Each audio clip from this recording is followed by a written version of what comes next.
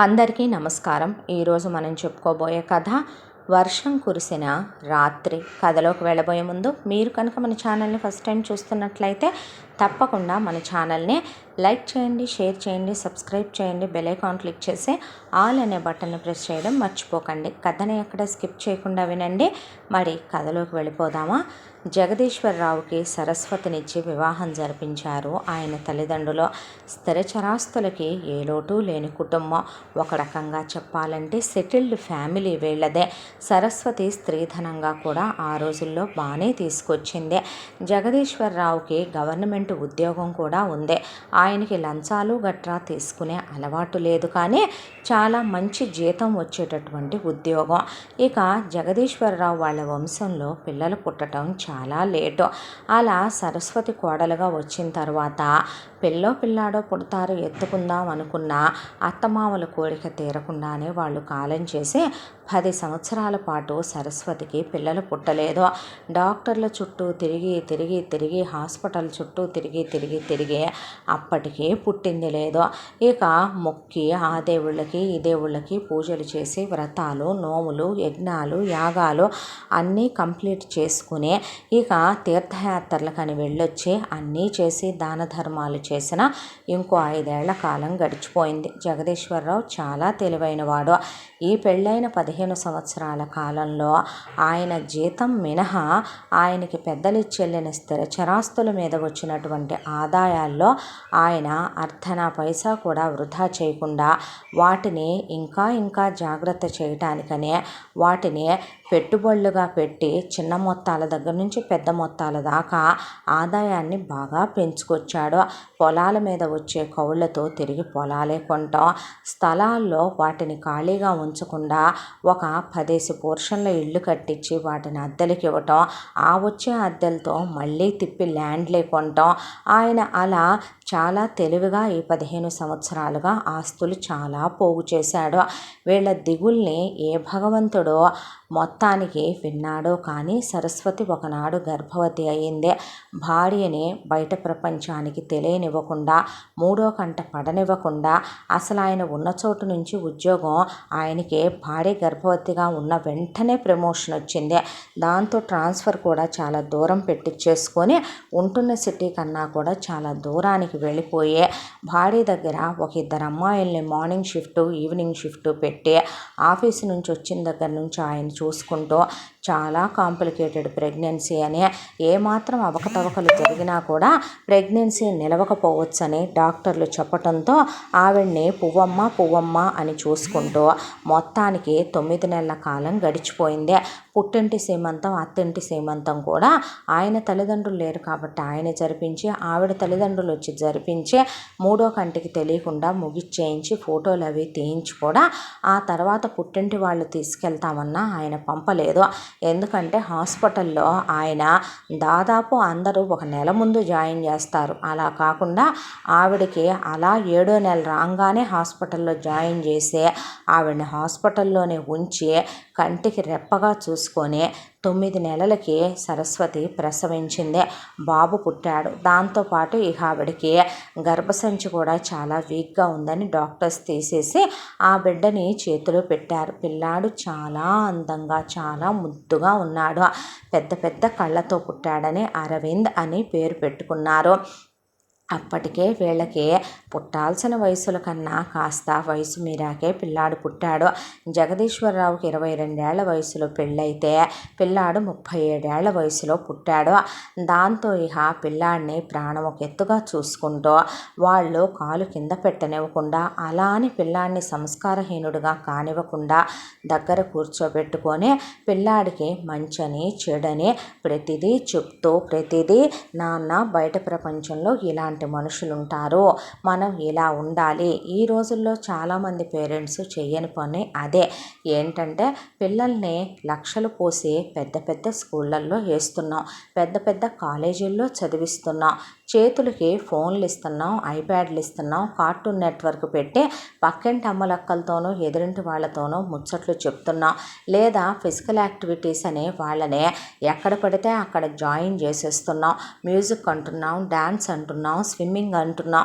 అసలు వాళ్ళ ఇష్టం ఏంటనేది, అక్కడ ఏం జరుగుతుందనేది, పిల్లలు స్కూల్ నుంచి ఏం నేర్చుకుంటున్నారు, చుట్టుపక్కల పిల్లలతో ఎలా ఉంటున్నారో, అసలు రేపు బయట ప్రపంచంలోకి వెళ్తే వీళ్ళకి లోక జ్ఞానం ఎంత తెలుస్తుంది, ఫోన్ని వీళ్ళు ఎలా యూస్ చేస్తున్నారో, ఏదైనా మనం మంచిగా వాడినంత వరకు మంచే.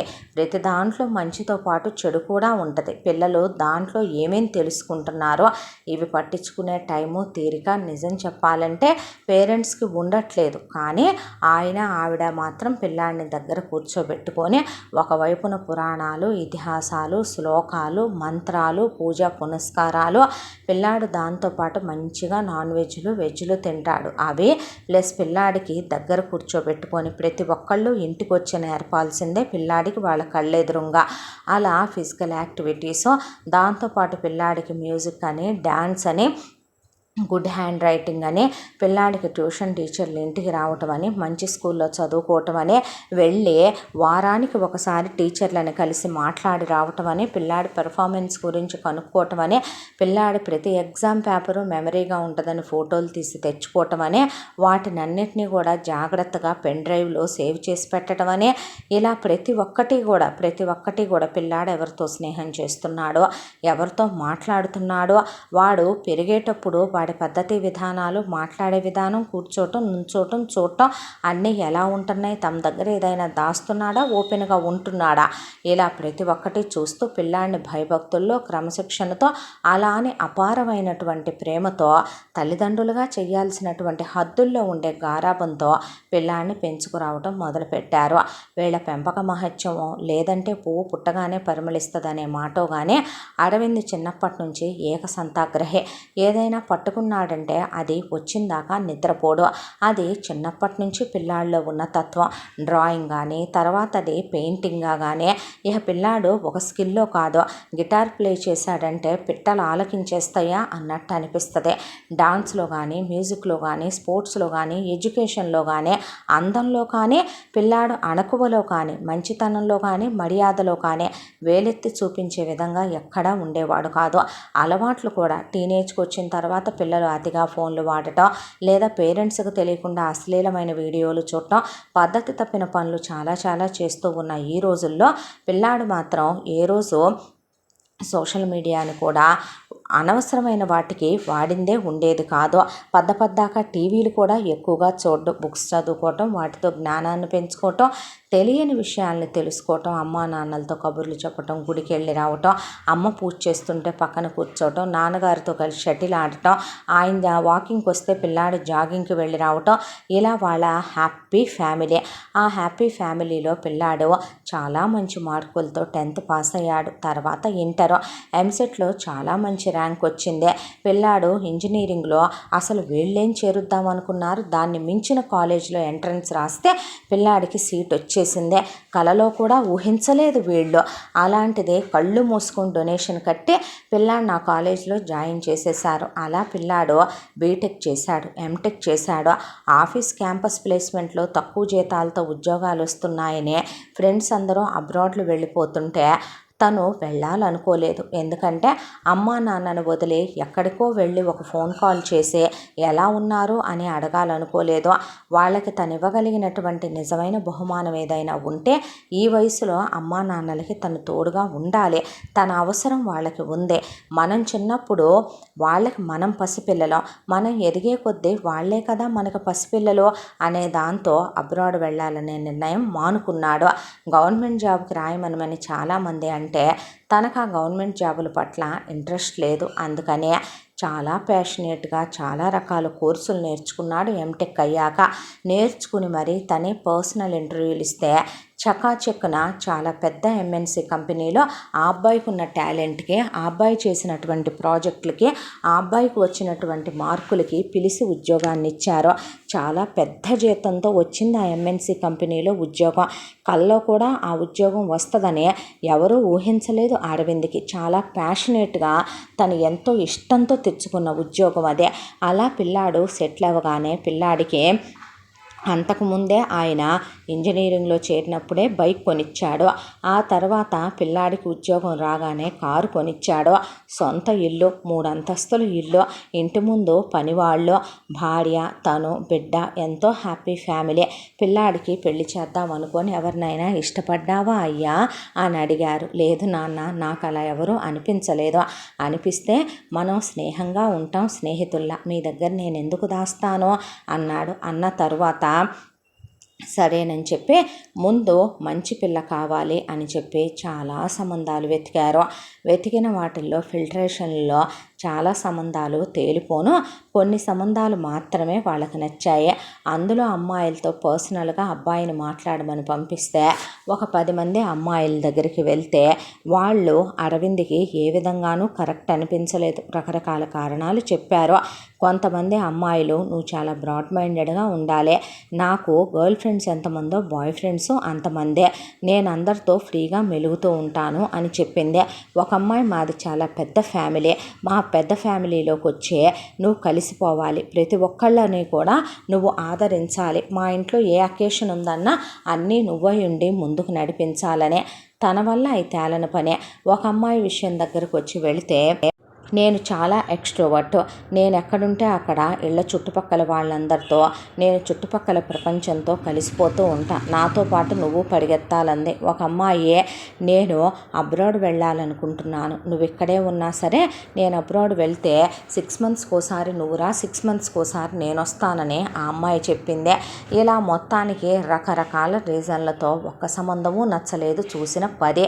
ఆ తర్వాత అదే విషయాన్ని అమ్మా నాన్నతో అంటే బాధపడకు నాన్న, ఇదిగో ఇది ఆఖరి సంబంధం, మాకు చాలా నచ్చింది, కాకపోతే అమ్మాయి బీటెక్ వరకు చదువుకుంది. అమ్మాయి వాళ్ళ అమ్మగారి పేరు సుమతి, నాన్నగారి పేరు కేశవరావు. అమ్మాయికి ఒక అన్నయ్య ఉన్నాడు, ఆ అబ్బాయి పేరు మనోహర్. పెళ్ళి అయిపోయింది వదిన, వాళ్ళకి 2 పిల్లలు కూడా. అమ్మాయి కన్నా వయసులో వాళ్ళ అన్నయ్య కాస్త పెద్దవాడు కాబట్టి అబ్బాయి బాధ్యత ముందే ముగించేశారు. పిల్ల చదువు అయిపోయి ఒకచోట ఉద్యోగం చేస్తోంది, చాలా మంచి పిల్ల అని తెలిసింది. ఒకసారి మాట్లాడి చూస్తే నీకు నచ్చొచ్చేమో కదా నాన్న అనేసరికి సరేనని ముందు పెళ్లి చూపులకే వెళ్దాం నాన్న అన్నాడు అరవింద్. అంటే అలాగేనయ్యా అన్న తర్వాత ఇక సరస్వతి, జగదీశ్వరరావు పెళ్ళిళ్ళ పేరుతో కబురు పెట్టి అమ్మాయి వాళ్ళ అమ్మా నాన్నలకి వీళ్ళ వివరాలు చెప్పమని చెప్పి అరవింద్ని తీసుకొని పెళ్లి చూపులకని వెళ్ళారు. వాళ్ళది 2 అంతస్తుల ఇల్లు. ఆయన ఒక చిన్న గవర్నమెంట్ ఉద్యోగస్తుడే. అయితే కొడుకు కోడలు 2 కూడా ఉద్యోగాలకు వెళ్ళొస్తున్నారు. మనవడు మనవరాలతో ఆ ఇంటి ఇల్లాలైన సుమతి కాలక్షేపం చేస్తోంది. అన్నయ్య కన్నా నిజంగానే చెల్లెలు చాలా చిన్నదే, దాదాపు 2కు 10 సంవత్సరాల గ్యాపే ఉంటుంది. అబ్బాయి చెల్లెల్ని సొంత కూతురులాగా, వదిన సొంత తోబుట్టువులాగా చూస్తోంది. వాళ్ళది చాలా మంచి కుటుంబం అని వీళ్ళు వెళ్ళకముందే ఎంక్వైరీ చేసుకుంటే ఆ ఎంక్వైరీలో తేలిందే. పిల్లలు చాలా ముద్దుగా ఉన్నారు వాళ్ళ అన్నయ్య పిల్లలు. వెళ్ళిన వీళ్ళని సాదరంగా ఆహ్వానించి కూర్చోబెట్టి మాట్లాడితే మీ సంబంధం మాకు నచ్చిందండి, అమ్మాయిని అబ్బాయికి అడుగుదామని చెప్పి వచ్చాము అనే మాటతో ఒకసారి అమ్మాయి అబ్బాయి కూడా మాట్లాడుకుంటే అన్న మాటకి అరవింద్ మాళవికతో ఇక్కడేమీ వద్దు అంకుల్, మీరు తప్పుగా అనుకోవద్దు, కొంచెం ప్రైవసీగా మాట్లాడుకుంటే బాగుంటుంది. ఇలా మీ అందరూ బయట ఉండి మేము లోపలికి వెళ్ళి మేమెటు మనసు విప్పి మాట్లాడుకోము. మహా 5-10 నిమిషాల్లో ఒకళ్ళ గురించి ఒకళ్ళకి ఏం తెలుస్తుంది అంకుల్, మేము బయట మీట్ అయి మాట్లాడుకుంటాం. ఆ తర్వాత కొన్నాళ్ళు ట్రావెల్ చేసి హెల్తీగా ఓన్లీ ఫ్రెండ్లీ ట్రావెలింగే అంకుల్, అక్కడ టచ్ టచ్లు, హగ్గులు, కిస్సులు, తప్పులు చేయడాలు ఉండవు. ఒకళ్ళకి ఒకళ్ళం కరెక్ట్ అనిపిస్తేనే పెళ్లి దాకా వెళదాం. మీ ఫ్యామిలీకి మా ఫ్యామిలీ, మా ఫ్యామిలీకి మీ ఫ్యామిలీ నచ్చితేనే అన్ని విధాలుగా. లేదు కాదు కూడదు అనుకుంటే కనుక మనం డ్రాప్ అయిపోదాం అంకుల్. ఇబ్బంది పడుతూ ఏ రిలేషన్షిప్ని లైఫ్ లాంగ్ ఎవరూ కంటిన్యూ చేయకూడదు. అది ప్రతిబంధకంగా తయారవుతుంది కదో అన్న అరవింద్ మాటలు వాళ్ళకి చాలా నచ్చాయి. దాంతో మాళవిక తర్వాత బయటకు వెళ్ళి అరవింద్ని ఒక హోటల్లో కలిస్తే ఇద్దరూ కలిసి కాఫీ తాగుతూ మాట్లాడుకున్నారు. ఒకళ్ళ అభిప్రాయాలు ఒకళ్ళు చెప్పుకున్నారు. పెళ్ళైన తర్వాత జాబ్ చేయాలనుకుంటున్నానండి, మానేయాలనుకోవట్లేదు. కాకపోతే వర్క్ ఫ్రమ్ హోమ్ పెట్టుకుంటాను. ఆఫీస్కి వెళ్ళటం నాకు ఇష్టం లేదు అన్న మాటకి నీ ఇష్టం, నేనేమి భార్య అంటే బానిసగా ఉండాలి అనుకునే మగాణ్ణి కాదు అని ఇద్దరూ ఒకళ్ళ గురించి ఒకళ్ళు ఎంతో మాట్లాడుకున్నారు. ఆ తర్వాత ఒక ఫ్రెండ్లీ హెల్దీ రిలేషన్షిప్లో 6 months పాటు ట్రావెల్. వాళ్ళ ఇంటికి వీళ్ళు వెళ్ళి రావటం, వీళ్ళ ఇంటికి వాళ్ళు రావటం. ఇక అమ్మాయి అబ్బాయి ఇద్దరు ఒకళ్ళతో ఒకళ్ళు మాట్లాడుకోవటం మంచిగా 6 నెలల కాలం సాగిపోయిన తర్వాత ఇద్దరి మధ్య విడదీయరాని బంధం ఏర్పడింది. వీళ్ళకు కూడా ఆ అమ్మాయి చాలా చాలా నచ్చింది. దాంతో పెళ్ళికి సరేననుకున్నారు. 10 పైసలు కట్నం కానీ 1 గ్రాము బంగారం కానీ మాకు వద్దంటే వద్దని సరస్వతి జగదీశ్వరరావు చెప్పేశారు. అయినా వాళ్ళు 25,00,000 రూపాయల క్యాషు, దాంతోపాటు 25,00,000 రూపాయల బంగారం పిల్లకి పెళ్లిలో ప్లేట్లో పెట్టి తీసుకొస్తే ఇటు రమ్మనమని మనోహర్ భార్య మమత ఒళ్ళో పెట్టేసింది సరస్వతి. అదేంటండి అంటే, నువ్వు నా కూతురు లాంటి దానివే కదమ్మా, మా అబ్బాయికి అక్క చెల్లెళ్ళు లేరు, తీసుకో. మా కోడలికైతే ఏమీ వద్దు, మా కోడలే మా బంగారం, మా కోడలే మా ఆస్తే. మేము బంగారు తల్లిని మా ఇంటికి తీసుకెళ్ళటం ఏ జన్మలోనో మేం చేసుకున్న సుకృతం. కన్యాదానం మీరిచ్చి దానం పొందిన వాళ్ళం మేము. అలాంటిదే మీరు మాకింకా కట్న కానుకలు ఎదురివ్వటం ఏంటి బావగారు అని జగదీశ్వరరావు 10 పైసలు తీసుకోలేదు. అంకుల్, ఒక మాట అడగమంటారా? మాళవికని నేను పెళ్లి చేసుకోవటం అనేది భగవంతుడు నిశ్చయించి ఉంటాడో. Marriages are made in heaven అంటారో. అలాంటి దేవత నా లైఫ్లోకి వస్తుంటే మీరు నాకు కట్నం ఇవ్వటం ఏంటి అంకుల్ అనేసరికి వాళ్ళు కళ్ళు చెమర్చాయి. అంత మంచి ఫ్యామిలీలోకి ఆడపిల్ల వెళ్తే ఏ పేరెంట్స్ సంతోషపడరో. హాయిగా గుండెల మీద తడిగుడ్డేసుకొని పడుకోవచ్చు. 10 పైసలు తీసుకోకుండా పిల్లకి వీళ్ళే ఎదురు బంగారం పెట్టి ఎంగేజ్మెంట్ ఖర్చులు, పెళ్లి ఖర్చులు కూడా వీళ్ళే పెట్టుకొని, పిల్లకి ఎదురు బట్టలు అవి పెట్టుకొని, వాళ్ళ ఇంటిళ్ళ పాతికి బట్టలు పెట్టి పిల్లని ఇంటి కోడలుగా తెచ్చి గృహప్రవేశం చేయించుకొని చాలా గ్రాండ్గా సత్యనారాయణ వ్రతాలు అయిపోయాక ఫస్ట్ నైట్కి ఏర్పాటు చేశారు. చేస్తే ఇద్దరు చాలా క్లోజ్గా ఇంటిమేట్ అయ్యారు, వైఫ్ అండ్ హస్బెండ్. ఫస్టే వాళ్ళు పిల్లల్ని ఒక 3 years వరకు వద్దనుకున్నారు. వాళ్ళ ఎంజాయ్మెంట్కి, ఫ్రీడమ్కి. లైఫ్లో అప్పటి వరకే అరవింద్కి ఏ అమ్మాయి లేదు, వైఫ్తోనే అన్నీ అనుకున్నాడు. మాళవిక ఎవరిని ఇష్టపడింది లేదు. దాంతో తన డ్రీమ్స్ అన్నీ హస్బెండ్తోనే, ఎక్స్పెక్టేషన్స్ అన్నీ హస్బెండ్ మీదే. కాబట్టి 3 ఏళ్ల వరకు వద్దు అనుకున్న తర్వాత ఇక ఆ ప్లానింగ్లోనే హనీమూన్కి వెళ్ళొచ్చారు. Happy life. తిరిగి వచ్చిన తర్వాత కేవలం అత్తమామల్ని చూసుకోవడం కోసమని ఉద్యోగానికి రిజైన్ ఇచ్చేసింది మాళవిక. అది కాదురా, వర్క్ ఫ్రమ్ హోమ్ చేసుకుంటానన్నా వద్దు, నేను వర్క్ని ఇల్లుని కలపాలనుకోవట్లేదు. అలాగని నేనేం ఖాళీగా ఉండట్లేదు అరవింద్, నేను ఆన్లైన్ బిజినెస్ చేసుకుంటాను, నేనేమీ ఖాళీగా ఉండను. అలాగనే నేను వర్క్ టెన్షన్స్, స్ట్రెస్ తీసుకొచ్చి నీ మీదో అత్తయ్య మామయ్య మీదో చూపించాలనుకోవట్లేదు అంటే నీ ఇష్టం అనేసాడు అరవింద్. చాలా అన్యోన్యమైన దాంపత్యం, చాలా రొమాంటిక్గా ఉండేవాళ్ళు. ఎన్నో పగళ్ళే కాదు రాత్రుళ్ళే కాదు పగళ్ళు కూడా వాళ్ళిద్దరి మధ్య చాలా అందంగా అన్యోన్యంగా గడిచిపోయేవే. భార్య అంటే పంచ ప్రాణాలు అరవింద్కి ఇంత చిన్న తలనొప్పి వస్తేనే హడావిడి చేసేసి విలవిలలాడిపోద్ది మాళవిక. అత్తయ్య మామయ్యలతో కబుర్లు చెప్పుద్ది. జగదీశ్వరరావు రిటైర్మెంట్ ఫంక్షన్ చాలా గ్రాండ్గా చేశారు. అత్తమామలు వృద్ధాప్యంలో ఉన్నారు, వాళ్ళని సేవించుకోవటం కన్నా ఈ వయసులో అమ్మాయి వాళ్ళకి ఇవ్వగలిగిన బహుమతి ఏముంది? వాళ్ళు ఇంటి పెత్తనం కోడలికి అప్పచెప్పేశారు. ఆయన రిటైర్ అయిపోయాడు. అలా కాలక్షేపం చేసేవాళ్ళు కోడలతో కొడుకుతో. ఇక తీర్థయాత్రలకు వెళ్ళి రావటం, మధ్య మధ్యలో వాళ్ళు గుళ్ళు గోపురాలకి తిరగటం. ఆ అమ్మాయి మాత్రం వాళ్ళ హెల్త్ పట్ల చాలా కేర్ తీసుకునే అత్తమామలు ఆరోగ్యంగా ఉండాలని అసలు వయసు ప్రభావమే కనపడేది కాదు వాళ్ళకి. యోగాలు చేయించటం, మొగుడు తను కలిసి జాగింగు, అత్తయ్య మామయ్య కలిసి వాకింగ్కి 2 పేర్లు వెళ్ళేవాళ్ళు బయటికి. ఇంట్లో వాళ్ళకు ఉప్పు కారాలు తగ్గించినటువంటి వంటలు ప్రత్యేకంగా వంటమ్మాయితో వండించడం, ఇంట్లో పని వాళ్ళందరినీ ఒక తాటి మీద నడిపించి పనులు చేయించటం. ఇక ఇల్లు అద్దంలాగా శుభ్రంగా ఇంటిని చూసి ఇల్లాలిని చూడమన్నట్టే ఇల్లు నీట్గా ఉంచటం. ఎప్పుడూ రోబో క్లీనరు అలా తిరుగుతూనే ఉంటుంది, ఎంత డస్ట్ లేకుండా అత్తకి మామకి మొగుడికి పడదనే. ఇక పుట్టింటికి కూడా పద్దపద్దాకా వెళ్ళదు. వాళ్ళొచ్చి చూసుకున్న గుండెలు నిండిపోయాయి పిల్లనే. ఎప్పుడన్నా వెళ్ళినా అమ్మా నాన్నలతో అత్తమామలను కూడా తీసుకెళ్ళి ఆ ఉన్న పండుగన్ని రోజులు ఉండి సంతోషంగా వచ్చేదే.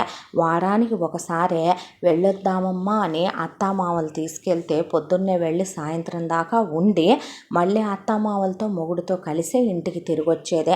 పుట్టింటి దగ్గర నుంచి 10 పైసలు ఆశించటం కానీ, అత్తింటి విషయాలు పుట్టింట్లో చెప్పటం కానీ, పుట్టింటి విషయాలు అత్తారు దగ్గర సొల్లు వాగటం కానీ మాళవికకు అస్సలు అలవాట్లేదు.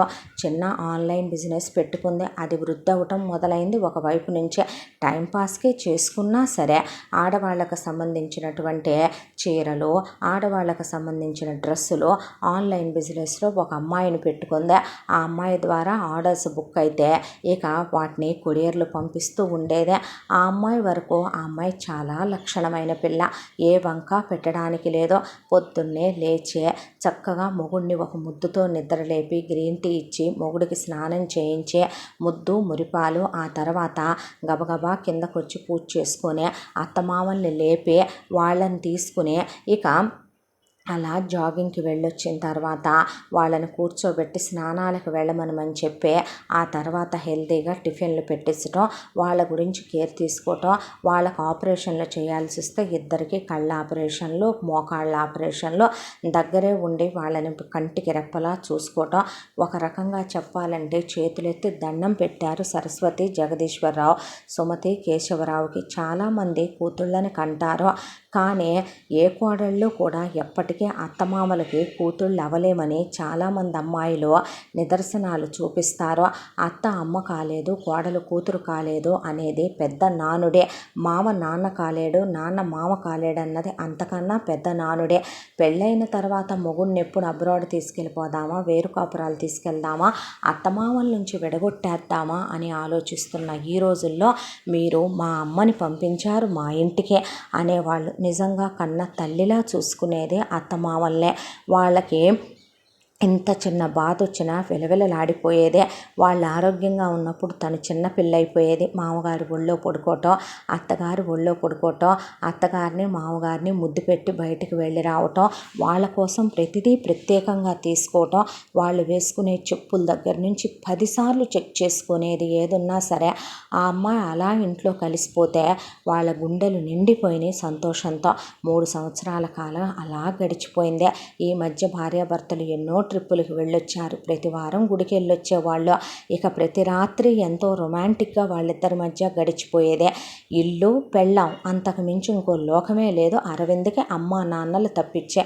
పొద్దున్నే ఆఫీస్కి వెళతాడు, మధ్యాహ్నం క్యారీర్ వెళ్ళిపోద్ది, సాయంత్రం ఆఫీస్ అవ్వగానే ఇంటికి వచ్చేస్తాడు. భార్యను తీసుకొని బయటకు వెళ్ళొస్తాడు, ఫ్యామిలీ ట్రిప్పులు వెళ్ళొస్తారు, భార్యాభర్తలు ట్రిప్పులకి వెళ్ళొస్తారు. భార్య అంటే పంచ ప్రాణాలు, ఒక్క నిమిషం వదిలి ఉండడు. అలాగనే పెళ్ళాం వచ్చిందని అమ్మా నాన్నల ప్రయారిటీ తగ్గకుండా సరదాగా కూర్చొని జోకులు వేయటం, కబుర్లు చెప్పటం, వాళ్ళ అమ్మా నాన్నకి నోట్లో పెట్టి తినిపించడం, వాళ్ళ అమ్మా నాన్నలు తినిపిస్తే కొడుక్కి వాళ్ళకి కలిపి తినిపించే వాళ్ళు అంత ప్రేమగా సంతోషంగా సాగిపోతున్న జీవితాల్లో మాళవిక ప్రెగ్నెంట్ అయిందే. భార్యని కాలు కింద పెట్టకుండా చూసుకొని నా కోడల్ని నేను అస్సలు పుట్టింటికి పురిటికి కూడా పంపనమ్మా, నా బిడ్డ నా కళ్ళెదురుగానే నిండు పొట్టేసుకొని తిరగాలనే సరస్వతి ఇంట్లోనే ఉంచుకొని చాలా గ్రాండ్గా వీళ్ళు 10 పైసలు కట్నం తీసుకోలేదనే వాళ్ళు పుట్టింటి సీమంతం చేయాలనుకున్నా ఏమీ వద్దు, ఫంక్షన్ హాల్ బుక్ చేసాం, మీ కింద మా కింద కలిపి గ్రాండ్గా సీమంతం చేద్దామని దర్జాగా చేయించి బేబీ షవర్ చేసుకొని జెండర్ రివీల్ చేయడానికి వేరే చోటకి వెళ్ళి మరీ స్కాన్ చేయించుకొని కనుక్కొని వచ్చి జెండర్ రివీల్ చేసుకొని ఇక ఫోటోషూట్లు అవి చేయించుకున్న తర్వాత 10 నెలలకి మాళవికకి నొప్పులు వచ్చి హాస్పిటల్కి తీసుకెళ్తే చాలా పెద్ద హాస్పిటల్లో డెలివరీ చేయించారు. పాపాయి పుట్టిందే, దీపిక అని పేరు పెట్టుకున్నారు. ఆ తరువాత మళ్ళీ ఒక 3 సంవత్సరాల గ్యాప్. ఆ 3 సంవత్సరాలు ఇంకా అన్యోన్యంగా క్లోజ్గా పాప. ఆ తర్వాత తాత నానమ్మ అయ్యామని సరస్వతి జగదీశ్వరరావు, తండ్రినయ్యానని అరవిందో. పిల్లకి ఈ 3 సంవత్సరాల్లోనే ఇక తలకి పెట్టేటటువంటి తల్లో సూర్యవంక చంద్రవంక దగ్గర మొదలుపెట్టి కాళ్ళకి పెట్టేటటువంటి పట్టీల వరకు కడియాల వరకు మొత్తం తీసేసుకుంది సరస్వతి. ఆడపిల్ల సెట్టు పక్కన పెట్టేశారో. మాళవికి నువ్వేమీ ఇవ్వద్దమ్మా, నా నగలు ఏదైతే ఉన్నాయో నా పుట్టింటోళ్ళు పెట్టినాయి, నా అత్తింటోళ్ళు పెట్టినాయి, నా తర్వాత నా కోడలుగా అవి నీకు ఇచ్చా, నువ్వే వేసుకోవాలి. నీ తర్వాత అవి నీ కోడలికి ఇవ్వాలి. నీకు పెళ్లిలో నేను ముచ్చట కొద్దీ పెట్టిన నగలు నువ్వే వేసుకోవాలి. పిల్లకని చేయించినవి పిల్లకే ఇచ్చి పంపించు రేపొద్దున. అలాగే నీకు రేపొద్దున ఇంకొక కానుపులో పిల్లే పుడుతుందో పిల్లాడే పుడతాడో చూద్దామని ఆవిడ నోటి ఫలితాన అన్నట్టుగానే మాళవికకి మళ్ళీ కాన్పులో కొడుకు పుట్టాడో. దీపక్ అని పేరు పెట్టుకున్నారు. నా పిల్లలు నా కంటి దీపాలనే ఇక దీపిక దీపక్ అనే పిల్లల పేర్లు పెట్టుకున్నాక పిల్లాడికి 3వ సంవత్సరం వయసు వచ్చేసరికి పిల్లాడికి రేపొద్దున భార్య వస్తుంది. మనం తీసుకున్నవి నచ్చొచ్చు నచ్చకపోవచ్చు.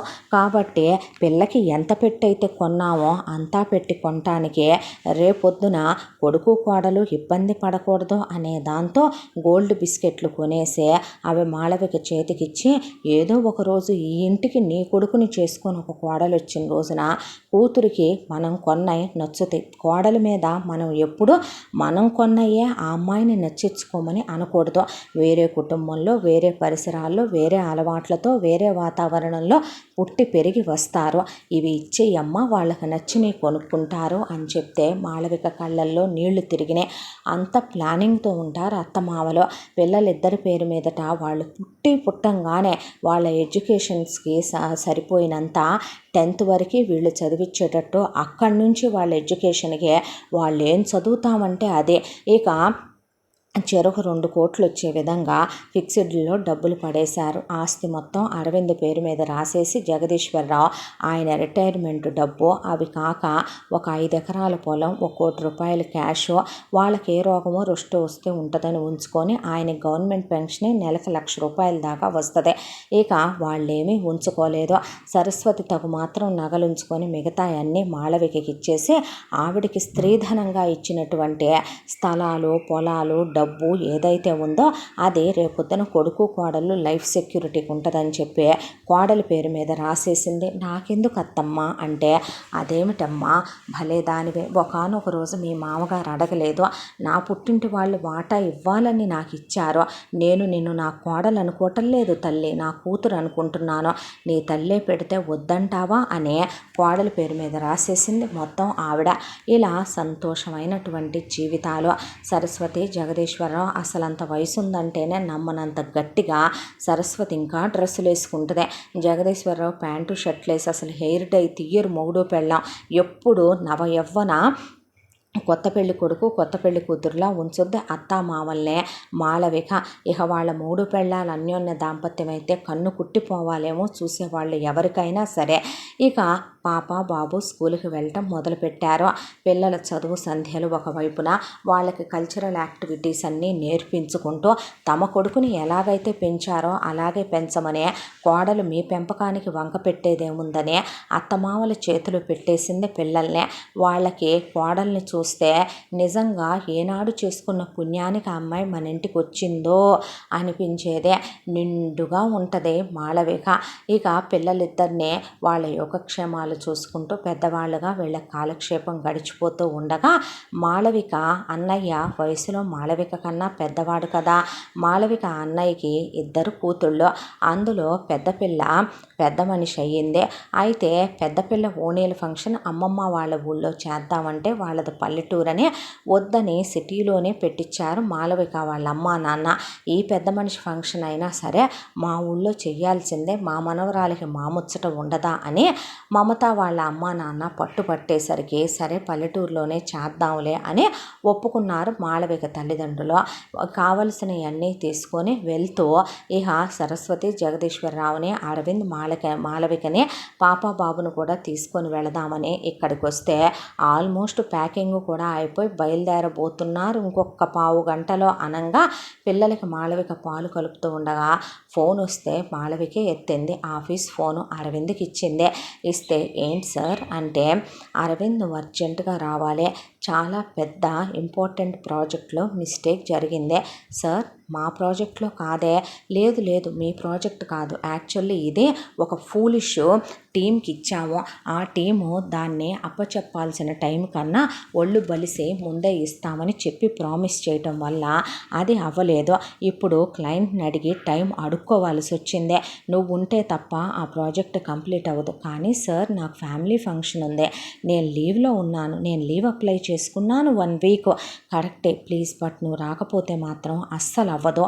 రిక్వెస్ట్ చేస్తున్నాను అనుకోవచ్చుగా ప్లీజ్. నేను ఎప్పుడు ఏమీ అడగలేదు అరవింద్. కావాలంటే దీని తర్వాత నీకు ప్రమోషన్ వచ్చేలా చేస్తాను, నీకు హైకు శాలరీ బెనిఫిట్స్ కూడా చూస్తాను. ప్లీజ్ అరవింద్, కావాలంటే నీకు తర్వాత వెకేషన్ మీ ఫ్యామిలీ మొత్తం వెళ్ళటానికి ట్రిప్ ఏర్పాటు చేస్తాను. ఇది ప్రెస్టీజియస్ ప్రాజెక్టు కాదనొద్దనేసరికి అరవింద్కి ఏం మాట్లాడాలో అర్థం కాక నేను మళ్ళీ కాల్ చేస్తానని ఈ విషయాన్ని మాలవికకి అమ్మా నాన్నలకి చెప్తే, మాలవిక పర్వాలేదు అంతగా అర్థించారంటే మనకిన్నాళ్ళు ఉద్యోగం ఇచ్చిన కంపెనీ, అది నీ కృషితో నువ్వు తెచ్చుకున్నా సరే మనం ఒక ఆర్గనైజేషన్లో పనిచేస్తున్నామంటే చెట్టు బాగుంటేనే కదా దాని కింద నీడకు వచ్చిన వాళ్ళు చల్లగా ఉండేదే. పర్వాలేదులే, ఐఎమ్ సారీ రా అంటే, పెళ్ళైన ఇన్ని సంవత్సరాలకు కూడా ఇంకా నాకు సారీ చెప్తున్నాడు చూసావా వదిన మా ఆయన అనేపాటికి, అది కాదు తమ్ముడు నువ్వు రాకుండా ఎలాగా అంటే, పోనీ నేనుండి పోనా అత్తయ్య మామయ్యని పిల్లల్ని పంపించేదా, మేనత్తవి నువ్వు లేకుండా ఎలాగమ్మా, అన్నీ అక్కడ చెయ్యాల్సినవి నువ్వే గదే చెయ్యాలి అంది సుమతి. అన్న తర్వాత అసలు ఏం ఉద్యోగం రా, వ్యాపారం పెట్టుకోమంటే ఎనవు, మనకేం లేదని నువ్వు నీ ఎదవేషాలు అని సరస్వతి జగదీశ్వరరావు అంటే, అల్లుడు గారు అనబాకండ్లే బావగారు, వర్కులు అన్న తర్వాత మామూలే, ఎంతసేపు ఆడంగులు గోలే తప్ప మామయ్య మీరు కూడా అంత గవర్నమెంట్ సెక్టార్లో ఉండి రిటైర్ అయ్యే మగపిల్లల టెన్షన్స్ ఏంటనే పట్టించుకోరు, అందుకే గవర్నమెంట్ ఉద్యోగాలు రాసుకోండిరా అయ్యా అంటే మీరెండ్రో, అడ్డమైన దిక్కుమాలిన ఈ టెన్షన్లన్నీ ఈ సాఫ్ట్వేర్ సెక్టార్లో ఉండే వాళ్ళకి వస్తాయి అన్న తర్వాత జాగ్రత్త అని చెప్పింది మాలవిక. అలాగేరా అన్న తర్వాత అరవింద్ని వదిలే ఇక బ్యాగ్ అక్కడే పెట్టేసి డాడీ అనుకుంటూ పిల్లలంటే వదల్లేక సరస్వతి జగదీశ్వరరావు పిల్లల్ని మాలవికని తీసుకుని మాలవిక వాళ్ళ పుట్టింటికి వాళ్ళ వదిన గారి వాళ్ళ ఊరికి ఫంక్షన్ కానీ పల్లెటూరు అదే, ఫోన్ సిగ్నల్స్ కూడా సరిగ్గా ఉండవు అక్కడి నుంచి టౌన్ దగ్గరకు వచ్చి ఫోన్ మాట్లాడుకొని వెళ్ళాలి. మాట్లాడాలంటే అదే రాను గంట పోను గంట జర్నీ. నువ్వు స్ట్రెస్ తీసుకోకంటే నేను మెయిల్ చేస్తాను, నీకు మెసేజ్ చేస్తాను, నువ్వు టెన్షన్ పడొద్దు అని చెప్పింది మాలవిక. అలాగేనని వాళ్ళు బయలుదేరి వెళ్ళిన తర్వాత అరవింద్ ప్రాజెక్ట్లో చాలా బిజీ అయిపోయాడు. చాలా బిజీ అయిపోయి 1 వీక్ అసలు ఆ ప్రాజెక్ట్లో ఊపిరి సలపల. ప్రాజెక్టు సక్సెస్ అయిందే. ప్రాజెక్టు సక్సెస్ అయిన తర్వాత మాలవిక వాళ్ళు ఆ రోజుకి బయలుదేరి రావాల్సిందే. అక్కడ ఏదో చిన్న ప్రాబ్లం వచ్చింది, వాళ్ళేమో వెళ్ళనివ్వలేదు. ఏదో ఫంక్షన్లో ఇంకా మిగులుంది, ఇంకో 3 రోజులు ఆగాల్సి ఉంది, దట్టు మేనత్త ఆగాలి అని వాళ్ళు ఆపారని ఇంకొక 3 days అని సరస్వతి జగదీశ్వరరావు చెప్తే, ఐ లవ్ యూ రా, నేను నిన్ను వదిలి ఉండను, నేను వచ్చేస్తాను, అయిపోయింది ప్రాజెక్టు అనేసరికి ఒకవైపున తుఫాను హెచ్చరికలు, రోడ్లన్నీ మోకాళ్ళ లోతున మునిగిపోయి ఉన్నాయి. ఇక జనాలు ఎక్కడ వాళ్ళు అక్కడ స్ట్రక్ అయిపోయి ఆఫీసులకు సెలవులు, స్కూళ్ళకి సెలవులు, అసలు మనుషులు కదలటానికి లేదు. నువ్వెక్కడికి రావద్దు, మేము ఇక్కడి నుంచి వదిలేలా లేదు ఇక్కడ. ఎందుకంటే వాగులు తెగిపోయినాయి అంట, ఇది పల్లెటూరు కదా, వరద వచ్చేలాగా ఉంది అంటున్నారంట. ఈ చుట్టుపక్కల గ్రామాలకు ముంపు ఉందని. నువ్వు అనవసరంగా వస్తే నీకేదన్నా అయితే నేను తీసుకోలేను. నువ్వు మెదలకుండా ఇంట్లో ఉండు. పనివాళ్ళు కూడా రామన్నారు, నేను వద్దన్నాను, బయలుదేరి వచ్చేస్తున్నానని అన్నాడు అరవింద్. పర్వాలేదు, నీకు రైస్ కుక్ చేసుకోవటం వచ్చు కదా, ఆల్రెడీ ఫ్రిడ్జ్లో పికిల్స్ ఉన్నాయి, పొడులు ఉన్నాయి. దానికి తోడు అత్తయ్య కాకరకాయ ఫ్రై అలాంటి 5-6 రకాలు చేసి పెట్టే వచ్చారు కదా, అవి వేసుకొని అడ్జస్ట్ అయిపో బంగారం.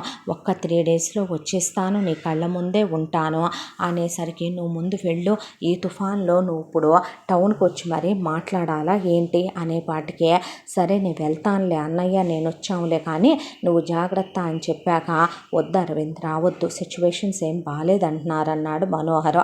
ఆ తర్వాత మళ్ళీ కాళ్ళు కొట్టుకుంటూ అరవింద్ ఇంటికి వెళ్ళి అలా కార్ పార్క్ చేసి తడిచిపోయాడు. అప్పటికే లోపలికి వెళ్ళి ఇక తల తుడుచుకొని కాస్త ఫ్రెష్ అయిన తర్వాత కాస్త నూడిల్స్ చేసుకోవటం వచ్చు.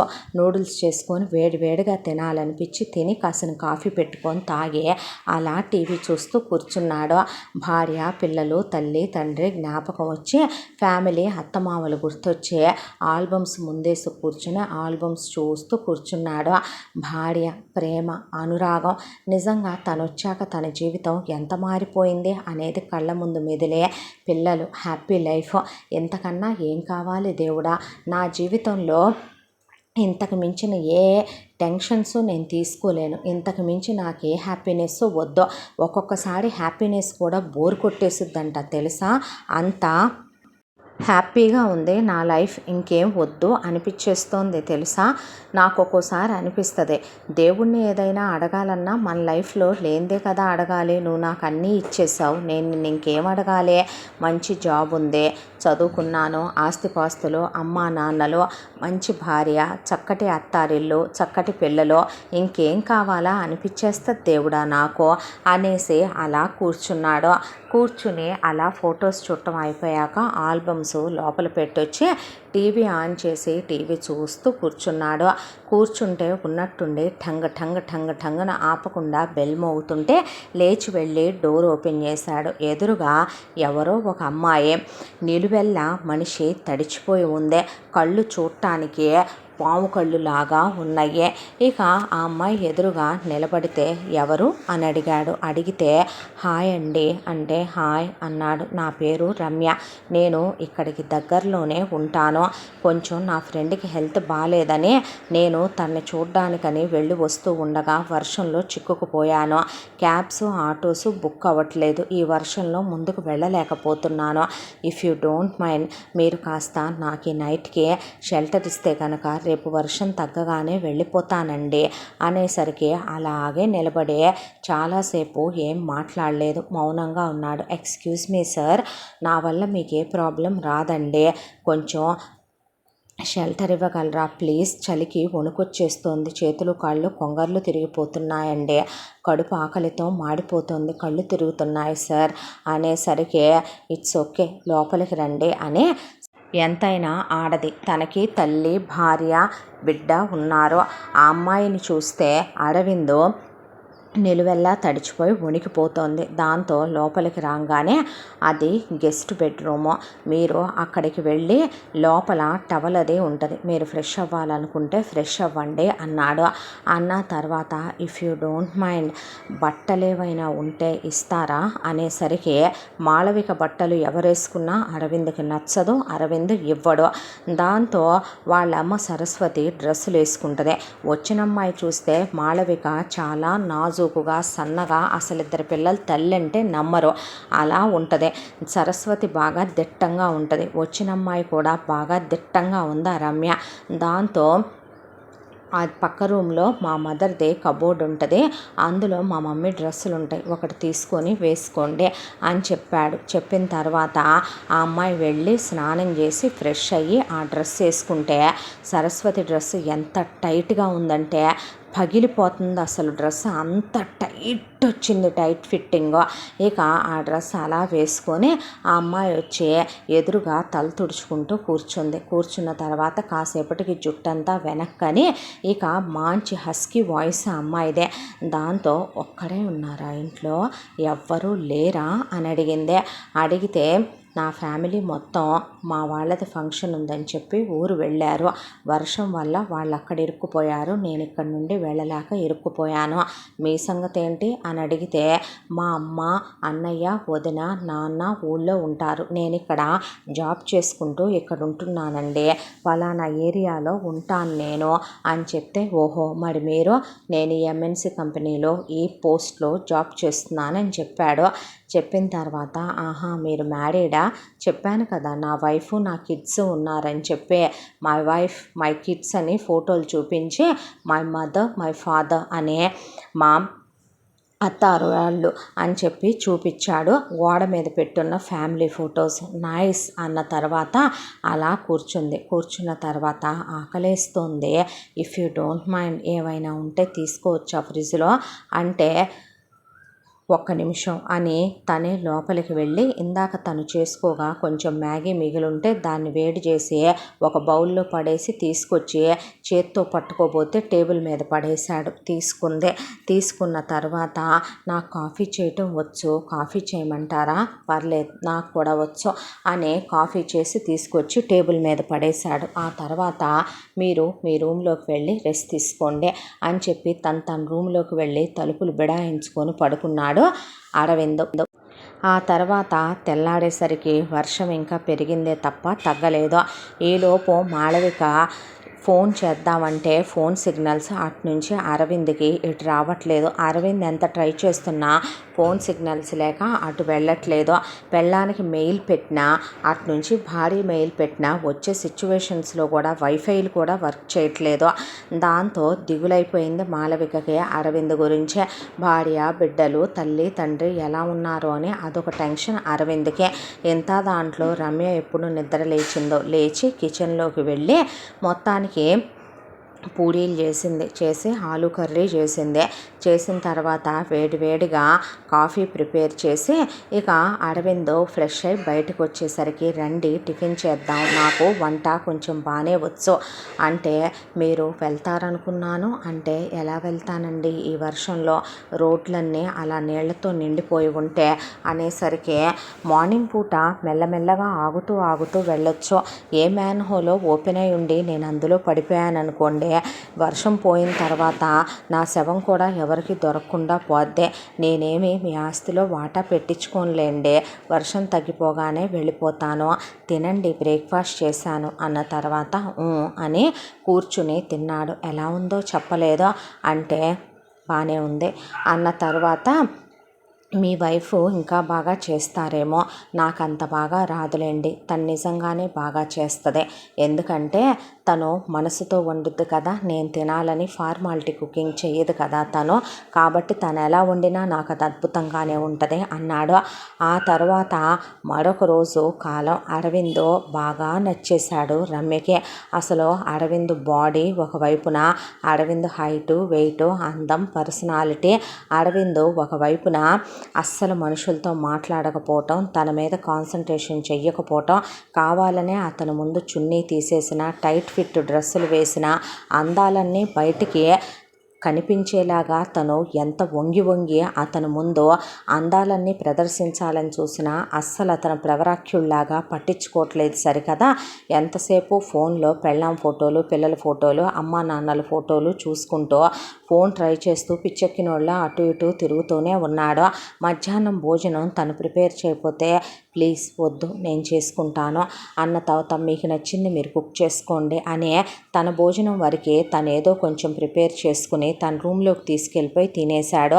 అసలు ఒక సమాధానం మాట పలుకు లేదో, మాట్లాడాలని ఎంత ట్రై చేసినా, అందాలు ఎంత ఆరబోయాలని చూసినా వీడేంటి పట్టించుకోడో, పిచ్చెక్కిపోతోంది వీడిని చూస్తుంటే నాకు, బయట ఈ క్లైమేట్, వీడి పొందు కావాలంటోంది నా శరీరం, తప్పించిపోతుంది, వీడేంటి ఒక ఆడది ఒంటరిగా ఉండి, దట్టు నాకేం తక్కువ, వీడి పెళ్ళం సన్నగా ఉంది, నేను ఎంత అందంగా ఉంటానో, నా బాడీలో ప్రతి పార్టు ఎక్కడ ఏది ఎంత పెరగాలో ఎంత తగ్గాలో జిమ్ముకు వెళ్ళి మరీ నేను ఆ లెవెల్లో నా బాడీని కంట్రోల్లో ఉంచుతానైతే నా అందం వీడిని చెలింప చేయలేకపోతోందా ఏంటి? నేను మేనకనయ్యి వీడు విశ్వామిత్రుడయ్యి వీడిని నేను తపోభంగం చేయలేకపోతే ఇంకెందుకు నేను? నా ఆడతనం ఎందుకు? ఈ అందచందాలెందుకు? అనే తనలో తనకే 100 ప్రశ్నలు మొదలయ్యాయి రమ్యకి. దాంతో ఆలోచించింది. అరవిందుని వశీకరం చేయటం అయ్యే పనిలా అనిపించలేదు. అతన్నే తన సొంతం చేసుకోవటం జరిగే పనిలా అనిపించలేదు. ఆలోచించిన మీదట తన బుర్రకు తట్టిన ఒకే ఒక్క ఆలోచన, ఎలాగైనా సరే నేను వీడి పొందు కోరుకున్నప్పుడు వీడు నన్ను సుఖపెట్టాలి. అదే వీడు స్పృహలో ఉండే ఇష్టపూర్వకంగా చెయ్యాలి. చేసేలా నేను చేస్తాను. వీడి మగతనానికి వీడు మగాడైనప్పుడు, ఒక పెళ్ళానికి మొగుడైనప్పుడు, 2 పిల్లలకి తండ్రి అయినప్పుడు వీడిలో స్పందనలన్నీ ఉన్నట్టేగా అని వెళ్ళి తన హ్యాండ్ బ్యాగ్ ఓపెన్ చేసింది. అందులో మగవాళ్ళకి సంసార సామర్థ్యతను పెంచే ట్యాబ్లెట్ల డబ్బా ఉంది. అందులో నుంచి ఒక 2 ట్యాబ్లెట్లు తీసింది. అవి కాకుండా తను రెగ్యులర్గా తీసుకునే డ్రగ్స్ ఉన్నాయి. ఆ డ్రగ్ ట్యాబ్లెట్లు ఒక 2 తీసింది. అవి 2 మెత్తగా పొడి చేసి కాఫీ కలిపి అరవింద్కి తను కప్పు కాఫీ కలుపుకొని అరవింద్ కప్పులో మాత్రం ఆ పౌడర్ కలిపింది. తీసుకోండి, బయట క్లైమేట్ కూల్గా ఉందని కాఫీ చేశాను అంటే థ్యాంక్స్ అని తీసుకున్నాడు అరవింద్. తీసుకొని తాగిన తర్వాత కరెక్ట్గా కాసేపటికి అతనిలో తట్టుకోలేనటువంటి ఫీలింగ్స్, తట్టుకోలేనటువంటి స్పందనలు. భార్య గర్భవతిగా ఉండగా భార్యకు అతను దూరంగా ఉన్నాడు. డెలివరీ అయినప్పుడు అతను భార్యకి దూరంగానే ఉన్నాడు. ఒక మగాడిగా తను ఎంత నియంత్రించుకోగలడంటే పెళ్ళికి ముందు కనీసం పరాయి ఆడదాని వైపు కన్నెత్తి చూడలేదు. ఇన్నేళ్లు పెళ్ళైన జీవితంలో ఏ ఆడదాన్ని చూసినా తనకు అసలు అలాంటి ఫీలింగ్స్ వచ్చింది లేదు. అలాంటిది ఏంటిది? పిచ్చెక్కిపోతోంది. చూస్తే తలంతా మొద్దుబారిపోతోంది. ఏదో కావాలనిపిస్తోంది. చేతులు కాళ్ళు కొంగర్లు తిరిగిపోతున్నాయి. అసలు నాకేమవుతోంది?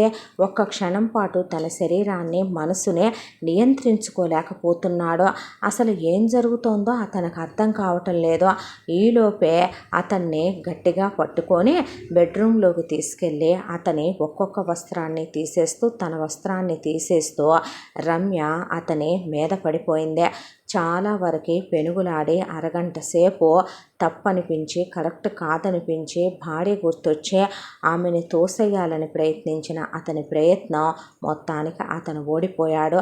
ఒకవైపున ఆమె కలిపిన సంసార సామర్థ్యత ట్యాబ్లెట్లు అయితేనేమి, కలిపిన డ్రగ్స్ అయితేనేమి, పక్కనే పొందుకోరుతున్నటువంటి ఒక ఆడది అలా వివస్త్ర అయి ఉండటం అయితేనేమి, ఏది ఏమైనా అతని మనసు ఇక అతని కంట్రోలు, అతని శరీరం, అతని అదుపు తప్పిపోయింది. ఆ తర్వాత అలా ఆ తర్వాత రోజంతా 3 రోజుల వరకే అసలు ఆ ట్యాబ్లెట్ల తాలూకా వాటి పవర్ అతనిలో నుంచి వెళ్ళలేదు. 3 రోజుల తర్వాత ఆమె అతని గుండెల మీద అలా పడుకుని సేద తీరుతూ ఉండగా ఒక్కసారిగా ఉలిక్కిపడి స్పృహ వచ్చినట్టు అనిపించింది అరవింద్కి. చూస్తే తలంతా పట్టేసింది. ఒంటి మీద బట్టలు లేవు. ఒంటి మీద రమ్య పడుకుని ఉంది. ఇది అసలు కళ నిజమా అని తనను తాను గట్టిగా గిచ్చుకుంటే అది నిజమే. చూస్తే తీరా బెడ్రూమ్లో ఎదురుగా భార్య ఫోటో, పిల్లల ఫోటోలు, అమ్మా నాన్న తన ఫోటోలు. ఒక్కసారిగా బుర్ర తిరిగిపోయినట్టు అనిపించి చటక్కున లేచి నిలబడ్డాడు. నిలబడితే పక్కన వివస్త్ర అయి ఉన్న రమ్య అలా దుప్పట్లో పడి పడుకోనుంది. పిచ్చెక్కిపోయినట్టు అనిపించి ముందు వెంటనే ఫోన్ చేతిలోకి తీసుకుంటే ఆ ఫోన్లో మాళవిక దగ్గర నుంచి మెసేజ్లు. నేను నీకు ఫోన్ చేయాలని చాలా ట్రై చేశాను, నువ్వు ఫోన్ లిఫ్ట్ చేయలేదు. నువ్వు ఎలా ఉన్నావా అనే కంగారు ఒకవైపున. అస్సలు నా కాళ్ళు చేతులు ఆడట్లేదు, నాకు మనశ్శాంతి లేదు. నీకని మెయిల్స్ పెడదామంటే ఇక్కడ ఏమీ పని చేయటం లేదు. చాలా దూరం వచ్చి నీ కోసమని ఫోన్ ఫోన్ ట్రై చేస్తే నువ్వు ఫోన్ ఎత్తలేదు, ఏమైందోనే టెన్షన్గా ఉన్నాము. ఈ రోజుకి మేము బయలుదేరిపోతున్నాం, సాయంత్రానికల్లా నీ కళ్ళ ముందు ఉంటాను అని మాళవిక పెట్టి, నువ్వు చూస్తే కనుక నాకు రిప్లై ఇవ్వటం మర్చిపోకని పెట్టింది మెసేజ్లో, వాయిస్ మెసేజ్. దాంతో గుండె ఆగిపోయినంత పని అయిందే. భార్య ఆ రోజునే వస్తున్నాను అని చెప్పిందే. అంటే ఇప్పుడు మధ్యాహ్నం సాయంత్రానికల్లా అమ్మ నాన్న పిల్లలు అందరూ అత్తమామలతో సహా ఇక్కడికి వచ్చేస్తారు. ఏం చెయ్యాలి అనే ముందు గబా లోపల బాత్రూంలోకి వెళ్ళి ముందు తను కాస్త ఫ్రెష్ అయి బయటకు వచ్చాడు. ఒళ్ళంతా నీరసం, గాల్లో తేలిపోతోంది శరీరం. ఏ రోజు తన మనుగుడుపులప్పుడు కూడా తన బాడీ ఇలా లేదు అసలు. అలాంటిది రమ్యని టపా ఊపేసి లేపాడు. అసలు ఏంటిదంతా అంటే, మీరే నన్ను కావాలనుకుని దగ్గరికి తీసుకున్నారు, నేను కాదనలేకపోయాను, మీరు నన్ను లొంగ తీసుకొని మీ దాన్ని చేశారు అంటే, అసలు ఇప్పుడు అవన్నీ నేను నీతో మాట్లాడే సిచ్యువేషన్లో లేను. నా ఫ్యామిలీ తిరిగి వస్తోంది. ఏం జరిగింది ఏంటి అనేది తర్వాత మాట్లాడుకుందాం. నీకు నేను ఏదైనా సెటిల్మెంట్ చేయాలనుకుంటే చేస్తాను. నేను చేసిన బుద్ధి తక్కువ పనికని కిందన్న చెప్పు తీసుకొని తనని తాను కొట్టుకొని నీతో నేను తర్వాత సెటిల్మెంట్ విషయం మాట్లాడతాను. ఎలా మాట్లాడతావు అంటే, తన ఫోన్ నెంబర్ ఇచ్చాడు. ఇచ్చి నువ్వు వెళ్ళిపో ముందు ఇక్కడి నుంచి అని చెప్పి, నీ బట్టలు వేసుకొని వెళ్ళు, మా అమ్మ బట్టలు కూడా తీసేసేయను ముందు ఇక్కడ అని చెప్పి తన బట్టలే వేయించి ముందు రమ్యని గెంటేసి గేట్లు వేసుకొని వచ్చా. ఆ తర్వాత మోకాళ్ళ మీద కూర్చొని వెక్కి ఏడ్చాడు భార్య ఫోటో పట్టుకొని. అసలు నాకేం జరిగిందో అర్థం కాలేదు. అలాగని ఈ నిజం నీకు తెలిస్తే నువ్వు నా జీవితంలో ఉండవు.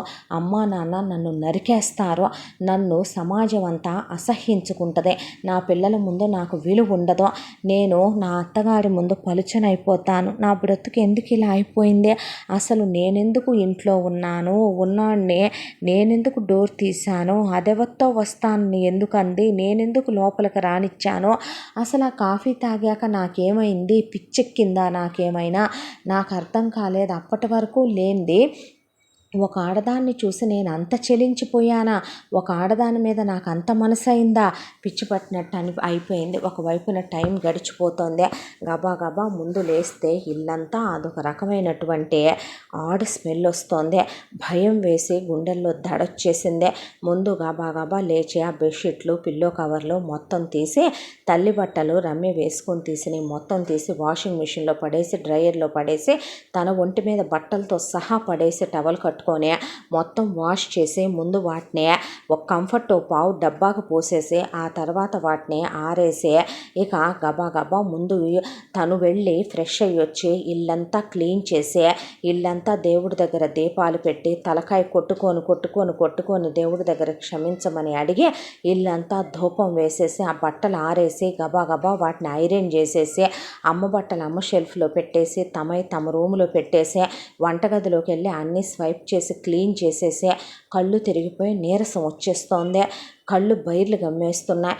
గబా ముందు కొంచెం టిఫిన్ చేసుకొని తిన్నాడు, ఉప్మా తిని గబా కాసిన పాలు వేడి చేసుకొని తాగి అవి కూడా కడిగి అక్కడ పడేసి అలా వచ్చి హాల్లో కూర్చుంటే, ఎదురుగా ఇదేనా నువ్వు, ఇలాగేనా నువ్వు ఉండాల్సిందే, నా జీవితాన్ని ఇలా నువ్వు ఎందుకు చేసావు, నీలాంటి వాడినా నేను పెళ్లి చేసుకుందే అని భార్య ప్రశ్నిస్తున్నట్టు, తండ్రిగా నువ్వు మాకేం మార్గదర్శకుడివే అని పిల్లలు ప్రశ్నిస్తున్నట్టు, నీలాంటి వాడిని నమ్మా మేము మా పిల్లని చేశామని అత్తగారు వాళ్ళు అడుగుతున్నట్టు, నీలాంటి పాపిష్టి వెదవ పుట్టటానిక మేము అన్ని పూజలు చేసిందే అని తల్లిదండ్రే అతన్ని నిందిస్తున్నట్టు అనిపించే ఒక్క క్షణం పాటు వాళ్ళ మొహాల వైపు చూడలేకపోయాడు. ఆ తర్వాత అలా పడిపోయి సొమ్మసిల్లిపోయి హాల్లో సోఫాలోనే ఆదమర్చి పడుకునేసరికి కరెక్ట్గా 6 అయ్యేసరికి తలుపులు తెరుచుకొని అందరూ ఒక్కసారిగా వచ్చారు. వచ్చి రాగానే డాడీ అనుకుంటూ పిల్లలు వచ్చి మీద పడితే మాళవిక గట్టిగా కౌగిలించుకొని, ఏంటిది కళ్ళన్నీ ఎర్రగా అయిపోయినాయి, మొహం అంతా పీక్కుపోయింది, పడుకోలేదా, నిద్ర లేదా, ఒళ్ళు వెచ్చగా ఉంది ఏంటి, అసలేమైనా తిన్నావా లేదా, ఏంటి మాట్లాడో అని అడిగితే ఏం లేదురా అన్నాడు. అన్న తర్వాత ఏరా ఏమైంది నోరిప్పవు అని అడిగితే, ఏం లేదమ్మా మీ అందరూ లేరని ఒక్కడు ఇప్పుడు లేడుగా అత్తయ్య, అందుకే. అబ్బో సరేలే బాబు, వచ్చే సిచ్యువేషన్ ఉంటే ఎందుకు రావురా అన్నాడు జగదీశ్వరరావు.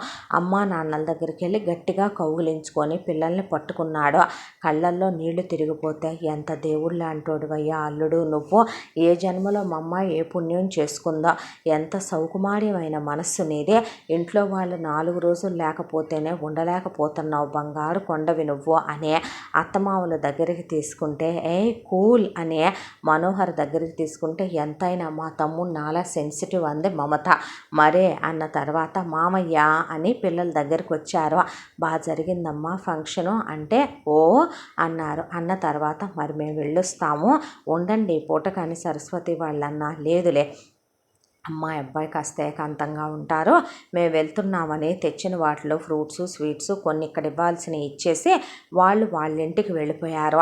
ఆ తర్వాత సరస్వతి జగదీశ్వరరావు, ముందు నేను వంట చేసేస్తానమ్మా అని ఆవిడ వంటగదిలోకి వెళ్ళాక, ఈలోపు జగదీశ్వరరావు నేను స్నానం చేసి వస్తాను, ఏంట్రా సంగతులు అనుకుంటూ ఆయన అటు వెళ్ళిపోయే మాళవిక గబగబా తను ఫ్రెష్ అయి పిల్లలకి స్నానాలు చేయించి ఆవిడ వంట చేస్తే అందరూ భోంచేస్తున్న అరవింద్ మనసులో లేదు. ఏమైంది అని మాళవిక కలిపి తినిపించి, దిగులా బాధ, నేను లేననా, మిస్ అయ్యావా అని భోజనం పెట్టి పిల్లల్ని మేము పడుకోబెట్టుకుంటామమ్మా మీరు వెళ్ళండి అని అత్త మామగారులు అలిసిపోయి బడలకి మీద వాళ్ళు పిల్లల్ని తీసుకొని వెళ్ళిపోతే మాళవిక అరవింద్ దగ్గరకు వచ్చి గట్టిగా కౌగిలించుకొని పెదవుల మీద ముద్దు పెట్టి దగ్గర అవ్వాలనుకుందే. నాకు ఒంట్లో బాలేదురా అన్నాడు. అనేసరికి ఏమైంది, డాక్టర్ దగ్గరికి వెళ్దామా, ఏమైంది, పోనీ ఇప్పుడు వెళ్దాం పదా అంది. అంటే అదేమీ కాదు, మీ అందరూ లేకపోవటం వల్ల ఏదో దిగులు ఆవరించినట్టుగా అయిపోయి మనసంతా ఏదోగా ఉంది అలసడిగా, ఇదిగో ఇలానే ఉంటుందనే, నువ్వు చిన్నపిల్లాడు లాంటోడువనే, నేను నిన్ను వదిలి వెళ్ళను అంటాను. ఆ రోజు ఉంటానన్నానా లేదా, నేనే నిన్ను బలవంతాన పంపించాను అని తానే కొట్టుకుంటే పిచ్చి పట్టిందా నీకు, ఏంటిది మరీను అని దగ్గరికి తీసుకొని గుండెల మీద పడుకోబెట్టుకుందే. ఆమెను కౌగిలించుకొని వెక్కి ఏడ్చి మొహం అంతా ముద్దులు పెట్టే ఆమె అరచేతుల్లో మొహం అలా దాచుకొని తెగేడ్చాడు. ఏంట్రా పిచ్చోళ్ళలాగా నువ్వు, నీ ఇదే ఇంత సెన్సిటివ్ బాబు, తట్టుకోలేవురా నాయన నిన్ను అంది. ఆ తర్వాత ఒక 4-5 రోజులు అసలు ఆఫీస్కి వెళ్ళాలనుకోలే. ఆ తర్వాత రోజంతా మనసు అలజడిగా ఉంటే భగవంతుడి దగ్గర అలా పూజ గదిలో కూర్చున్నాడు. ఎప్పుడైనా తను పూజ గదిలో అలా కూర్చుంటాడు. అది ఏదైనా ఆఫీస్ టెన్షన్స్ అలాంటివి ఉంటే ఆ ఫ్యామిలీ మీదకి రానివ్వకుండా ఉండాలని కూర్చుంటే, ఏమైందమ్మా వీడికి, మనం వెళ్ళాంగా, ఒంటరిగా ఇంట్లో ఉన్నాడుగా, మనసంతా అలజడిగా ఉందంట అత్తమ్మ, దేవుడి దగ్గర కూర్చొని అమ్మ ప్రశాంత పడుద్దు మనసు అనేసి వాళ్ళ పనుల్లో వాళ్ళు పనోళ్ళు వచ్చి వాళ్ళ పనులు వాళ్ళు చేసుకోవటం మొదలుపెట్టారు. అరవింద్ భగవంతుడి ముందు కూర్చొని కళ్ళు తెరిస్తే ఒక్కటే అతని మనసు అతనికి చెప్తున్నట్టు అనిపించింది.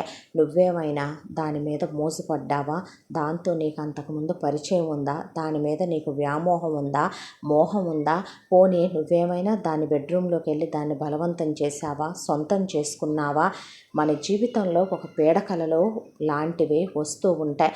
ఆ పీడకల రాత్రి వస్తుంది, పొద్దునకు మర్చిపోవాలి. జీవితంలో మనం చేసిన తప్పు కూడా ఇది అలాంటిదేననుకోలే, ఆ తప్పుని కడిగేయాలి. అసలు తనకేమవుతుందో తనకి తెలియలేదు, కరెక్టే, కానీ అవతల ఆడది తనకన్నా వయసులో చిన్నదే.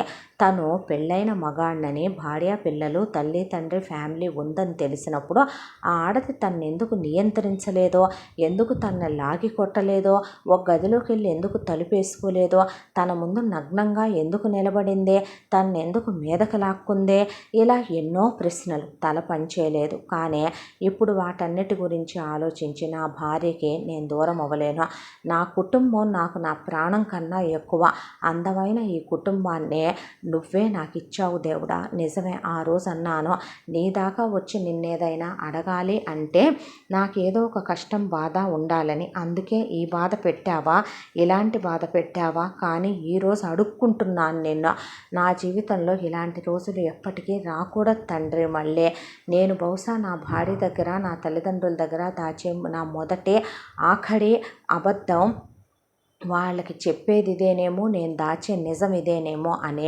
అక్కడ కూర్చుని అరచేతిలో హారతి పట్టుకొని ఇవ్వబోతుంటే మాళవిక చూసి పిచ్చి పట్టిందా నీకు అనేపాటికి చెయ్యి కాలిపోయిందే. చెయ్యి కాలిపోతే ఏందిరా ఇదంతా అన్న తర్వాత మరీ అసలు ఎంత సెన్సిటివ్ చూడండి మావయ్య. మనం వెళ్ళొచ్చేపాటికి మరీ డల్ అయిపోయాడు.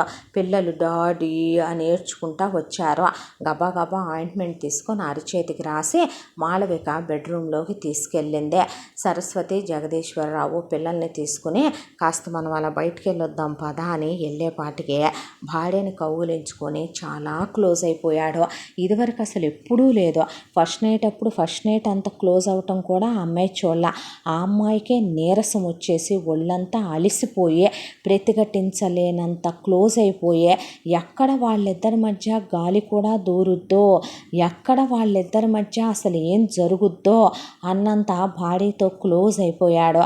క్లోజ్ అయిపోయి ఆమెని ఇంకా తనలో అలా దాచుకోవటం మొదలుపెట్టాడు. ఏమైంది, ఎందుకింత కంగారు, ఎందుకింత ఆవేశం, మెల్లగా ఎందుకింత టెన్షన్ పడుతున్నావు, చూడు ఎంత స్వెట్టి అయిపోతున్నావో, ఏమైందిరా అని అడిగితే నువ్వు నాకు కావాలంతే, నువ్వేం మాట్లాడొద్దంతే అని ఆమెని ఇంకా తన దాన్ని చేసేసుకోవటంలో భర్తని ఏమడ్డగించగలదో అన్ని రోజులు దూరం బహుశా మనసంతా భార్య మీదకి పోయిందేమో, ప్రేమ మీదకి పోయిందేమోనని నీరసంతో మాళవికకి కళ్ళు బయళ్ళు కమ్మేసినాయి.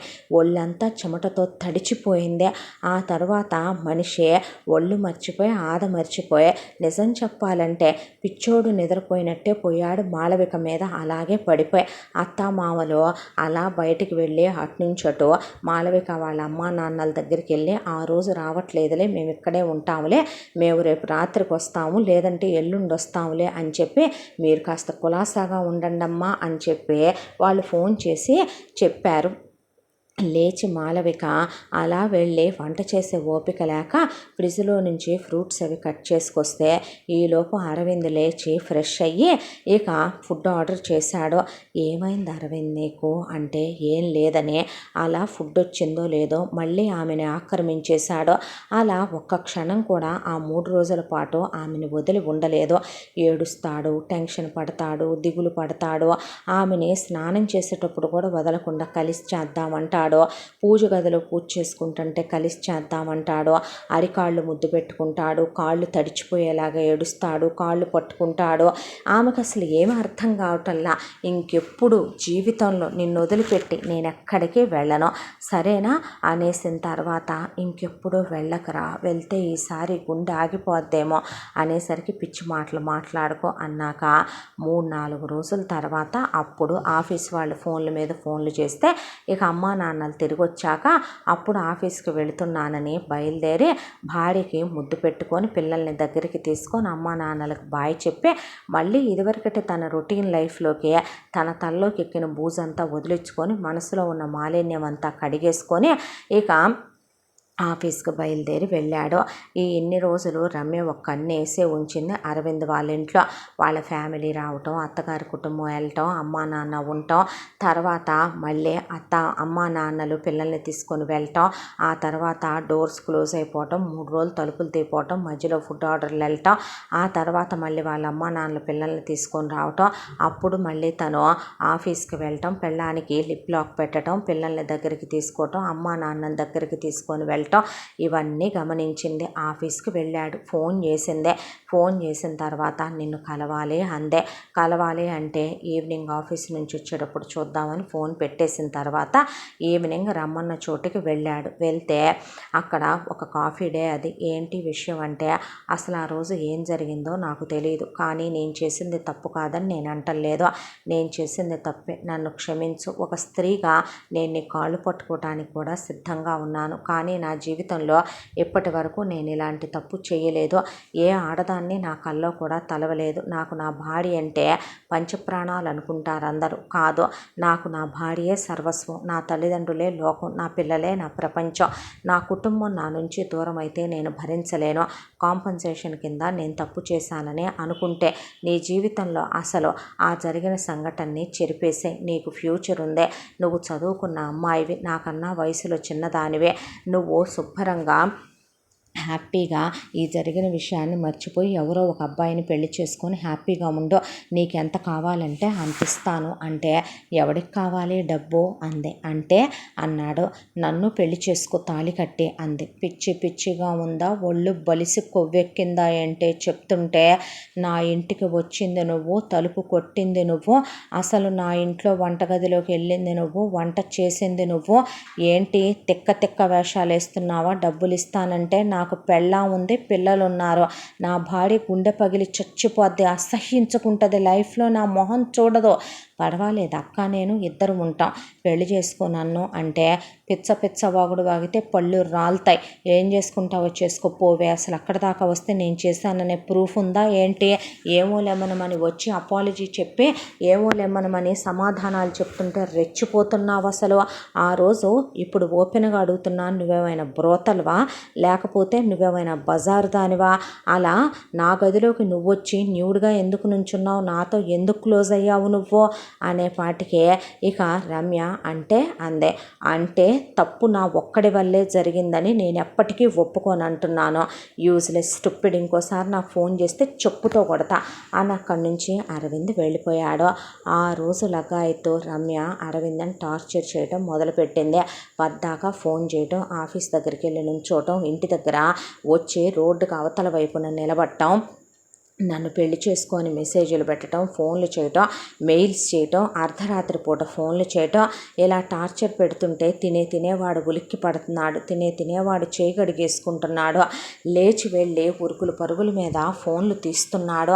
అసలు బ్రెయిన్ పనిచేయట్లేదు, ఏమైందనే అసలు ఇంట్లో వాళ్ళు ఎవరికీ అర్థం కావట్లేదు, వర్క్ టెన్షన్ అనుకున్నారు. మళ్ళీ ఒక రోజున నువ్వు నన్ను కలవాలి అనే రమ్య రాకపోతే కనుక మీ ఇంటికి రావాల్సి వస్తుంది అనేసరికి అరవింద్ వెళ్ళి, నీకేమైనా పిచ్చా తిక్క, ఒళ్ళు బలిసిందా ఏంటే, కావాలంటే డబ్బులు తీసుకోమన్నా, చేసింది తప్పని నేను ఒప్పుకుంటున్నా, నువ్వు మళ్ళీ నన్ను రెచ్చగొట్టి నా లైఫ్లోకి వస్తానంటే, నాకు ఆల్రెడీ ఒక వైఫ్ ఉంది, లైఫ్ ఉంది, ఏంటిదంతానో అనేసరికి ఇలా వీళ్ళిద్దరి మధ్య వాద ప్రతివాదనలు జరిగేటప్పుడు పిల్లల్ని స్కూల్ నుంచి తీసుకొస్తూ మాళవిక అనుకోకుండా కారులో అలా చూస్తే మొగుడు రమ్యతో ఒక కాఫీ డేలో కనిపించాడు. కనిపించిన తర్వాత ఎవరై ఉంటుంది అని చెప్పి అరవింద్ ఇంటికి వచ్చాడు. వచ్చిన తర్వాత, అవును ఇందాక కాల్ చేశాను లిఫ్ట్ చేయలేదే అందే. ఆఫీసులో బిజీగా ఉన్నానురా. ఆఫీసులోనే ఉన్నావా ఈ రోజంతా? అసలు ఊపిరి సలపన పనుందన్నాడు. ఏ భర్త అయినా అన్నేళ్ల కాపురంలో భార్య దగ్గర ఏ నిజం దాచనివాడు, దట్టు తను బయట ఉండి ఆఫీసులో ఉన్నానని అబద్ధం చెప్తే భార్యకు మొదలయ్యేది అనుమానమే కదా. ఆ అమ్మాయికి దాంతో ఎందుకు ఇలా ప్రవర్తిస్తున్నాడని అర్థం కాలేదు. అక్కడి నుంచి అరవింద్లో వచ్చే మార్పు, ఉలిక్కి పడటం, పద్దాక ఫోన్ చూసుకోవటం, ఫోన్ ఇదివరకు లేనిదే భార్య ఫింగర్ ప్రింట్ తీసేయటం, దానికి తోడు ఫోన్లో పాస్ లాకులు యాడ్ చేయటం, అసలు అమ్మాయికి ఏమీ అర్థం కావట్లేదు. వాట్సాప్ ఎప్పుడు చూసినా సరే హైడ్లో ఉండటం, ఏంటి పిచ్చి పనులన్నీ అని టెన్షన్ పట్టింది. ఆ తర్వాత ఎప్పట్లానే పిల్లల్ని స్కూల్ నుంచి తీసుకొస్తూ ఉండగా మళ్ళీ ఒక రోజున రమ్య కనిపిస్తే మాళవికే కారు ఆపి దిగి ఇక ఒకళ్ళనొకళ్ళు పలకరించుకున్నారు.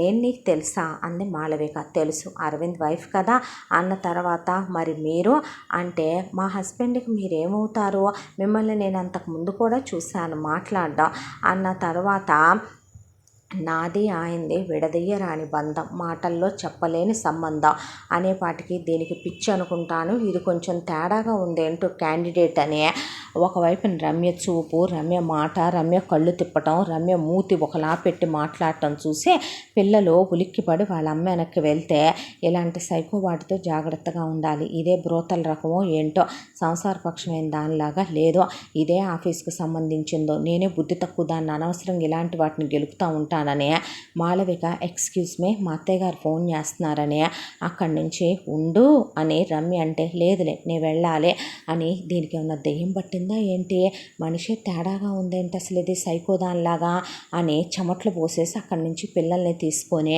ఇంటికి వచ్చేసిన తర్వాత మళ్ళీ అరవింద్తో రమ్యకి గొడవ. ఈసారి అరవింద్ లాగి దవడబెట్టి తీసి రమ్యని, నీకేమైనా ఒళ్ళు బలిసిందా ఏంటే, మగపిచ్చి మదపిచ్చి ఎక్కి కొట్టుకుంటున్నావు అనకూడదులే, కానీ నేను నిన్ను పెళ్లి చేసుకోవటమేంటే బుద్ధి లేనిదానా, ఇప్పుడు చెప్తున్నాను అసలు ఎవత్తవే నువ్వు నా లైఫ్లోకి వచ్చి నా లైఫ్ని డిసైడ్ చేయటానికే మొత్తం నేను రోడ్డు ఎక్కించి రచ్చ చేస్తా, చూపించవే ఒక ప్రూఫ్ చూపించు, నేనే ఒప్పుకుంటాను. ప్రూఫ్ చూపిస్తే నా అందమైన కుటుంబంలోకి ఎవరొచ్చినా సరే వాళ్ళని నరికేయటానికి కూడా వెనకాడని వెళ్తూ ఇంకోటి తీసెళ్ళాడు అరవింద్. దాంతో రమ్య హర్ట్ అయింది. పెళ్లి చేసుకొని అన్నాడని ఈగో మీద దెబ్బ పడింది. ఒకవైపున అహం రగిలిపోయింది. దాంతో ఒక్కటే నిర్ణయించుకుంది. ఒక రోజున అరవింద్ లేని టైం చూసి ఇంటికి వెళ్ళింది. ఇంట్లో మాళవిక అత్తమామలు ఉన్నారు, పిల్లలు స్కూల్కి వెళ్ళి ఉన్నారు. దాంతో మీరా రండి అన్న తర్వాత వచ్చానుగా ఇంకా నువ్వు రమ్మనేదేముంది అని వెళ్ళి కుర్చీలో కూర్చుంది. ఎవరమ్మా ఈ అమ్మాయి అని అత్తమామలు అడిగితే నేను చెప్పాను కదా అత్తయ్య, ఇదే నా తేడాది, నిజంగా ఈ తేడా దానిలాగే ఉంది. అవునమ్మా ఏ ఊరు మీది, ఏమవుతావు నువ్వు మా అబ్బాయికి, ఏం చేస్తున్నావు ఇక్కడ అనే పాటికి ఇక రమ్య, మీకు నేను ఒక ఇంపార్టెంట్ అయిన నిజం చూపిస్తాను, నాతో మీరు ఇప్పటికప్పుడు మా ఇంటికి రావాలి. మేమెందుకు రావాలి నీ ఇంటికి, మాకు నువ్వే నిజాలు చూపించాల్సిన అవసరం లేదు, నువ్వు వెళ్ళిపోతే మంచిదే, మాకు పర్సనల్ పనులు ఉన్నాయి కొన్ని. అంటే నీ మొగుడు నాతో పక్క పంచుకున్నాడన్నా నమ్మవేంటే, నీ మొగుడికి నాకు కనెక్షన్ ఉందన్నా నమ్మవేంటే, నీ మొగుడు నాతో కాలు జారాడన్నా నమ్మవా అంటే దవడ పగిలిపోద్ది కొట్టానంటే. ఆ శ్రీరామచంద్రుడు తప్పు చేస్తాడా, నా మొగుడు ఆయన లాంటోడు, నా మొగుడు చచ్చినా నన్ను తప్ప కల్లో కూడా ఇంకో ఆడదాన్ని తలవడు, ఆ మాట నువ్వే కాదు ఎవరు చెప్పినా నేను వినను. చూసారా అత్తయ్య, చూసారా మావయ్య ఎలా మాట్లాడుతుందంటే ఎవత్తివే నువ్వు అనే పాటికి వాళ్ళు కొడదామని చెయ్యెత్తితే నాకు చేతులున్నాయి, నేను కొడితే మీరెవరూ లేవర్లే, కానీ నా దగ్గర మీకు చూపించడానికి ఫోన్లో ప్రూఫ్లు లేవు కాబట్టి డైరెక్ట్గా మీ అబ్బాయి నోటితోనే చెప్పిస్తే నమ్ముతారా మరి మీరు అంటే చెప్పిచ్చవే అంది సరస్వతి. అయితే రండి, మీరు కూడా ఏంటత్తయ్య ఆయన్ని అనుమానిస్తున్నారా, లేదమ్మా ఇది మాట్లాడేది కరెక్ట్ కాదని ప్రూవ్ చేసి వద్దామన్నాడు జగదీశ్వరరావు. ఆ తర్వాత అసలు ఎవరో పరాయి ఆడదొచ్చి మాటలు చెప్పటం ఏంటి, వాళ్ళు అలా రమ్య వెనకాలే వెళ్తే మీరు ఈ గదిలో నోరు మూసుకొని వెయిట్ చేయండి అని రూమ్ డోర్లో దగ్గరకేసి నేను చచ్చిపోతున్నాను, సూసైడ్ లెటర్లో నీ పేరు రాస్తున్నాను, నీ ఫ్యామిలీ పేరు రాస్తున్నాను, మీ వాళ్ళందరికీ ఫోన్ చేసి నీ గురించి చెప్తున్నాను, ఇప్పటికప్పుడు నువ్వు రావాలని ఫోన్ చేసింది రమ్య. వెళ్ళి విషయం ఏంటో అటు ఇటు తేల్చుకుందామని అరవింద్ డైరెక్ట్గా రమ్య వాళ్ళ ఇంటి దగ్గరికి వచ్చాడు. వచ్చేసరికి రమ్య డోర్ తెరిచి రమ్మనమని క్లాప్స్ కొడుతూ అలా నుంచుంది. వచ్చి రావటంతోనే రమ్య దవడ పగలగొట్టాడు.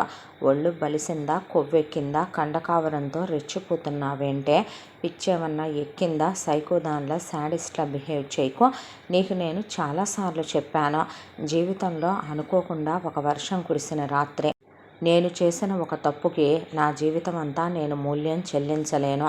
అంటే తప్పు నా ఒక్కదానిదేనంటావా, నువ్వేం చేయలేదంటావా, చేశాను కాబట్టే ఏం చేస్తున్నానో తెలియని ఒళ్ళు పొగరెక్కి తిక్కపట్టి నాకేదో దెయ్యం పట్టినట్టు అయిపోయి నేనేం చేస్తున్నానో నాకు బ్రెయిన్ పనిచేయక అంటే నువ్వు స్పృహలో లేవా, ఉన్నాను, కానీ నా కాళ్ళు చేతులు నా అధీనం తప్పిపోయి, నా మనసు శరీరం నా అధీనాన్ని తప్పిపోయి నా అందాన్ని చూసి నువ్వే నన్ను రెచ్చగొట్టి దగ్గరికి తీసుకోవటం తప్పంటావా, నువ్వే నన్ను నీ దాన్ని చేసుకోవటం అబద్ధం అంటావా, ఏది ఏమైనా సరే నాకు భార్య ఉంది, నాకు పిల్లలు ఉన్నారు, నేను చేసిన ఒక తప్పుకి శారీరకంగా నీతో కలిసినందుకు కాను నీకెంత కావాలో చెప్పు పడేస్తానన్నాను, అంతేకాని నీలాంటి బజార్ ఆడవాళ్ళ కోసం దేవత లాంటి నా భార్యనే నేను మోసం చేస్తూ ప్రతి క్షణం నరకం అనుభవిస్తూ బ్రతకలేకపోతున్నాను, నువ్వు ఈ ఊరి నుంచి వెళ్ళిపో.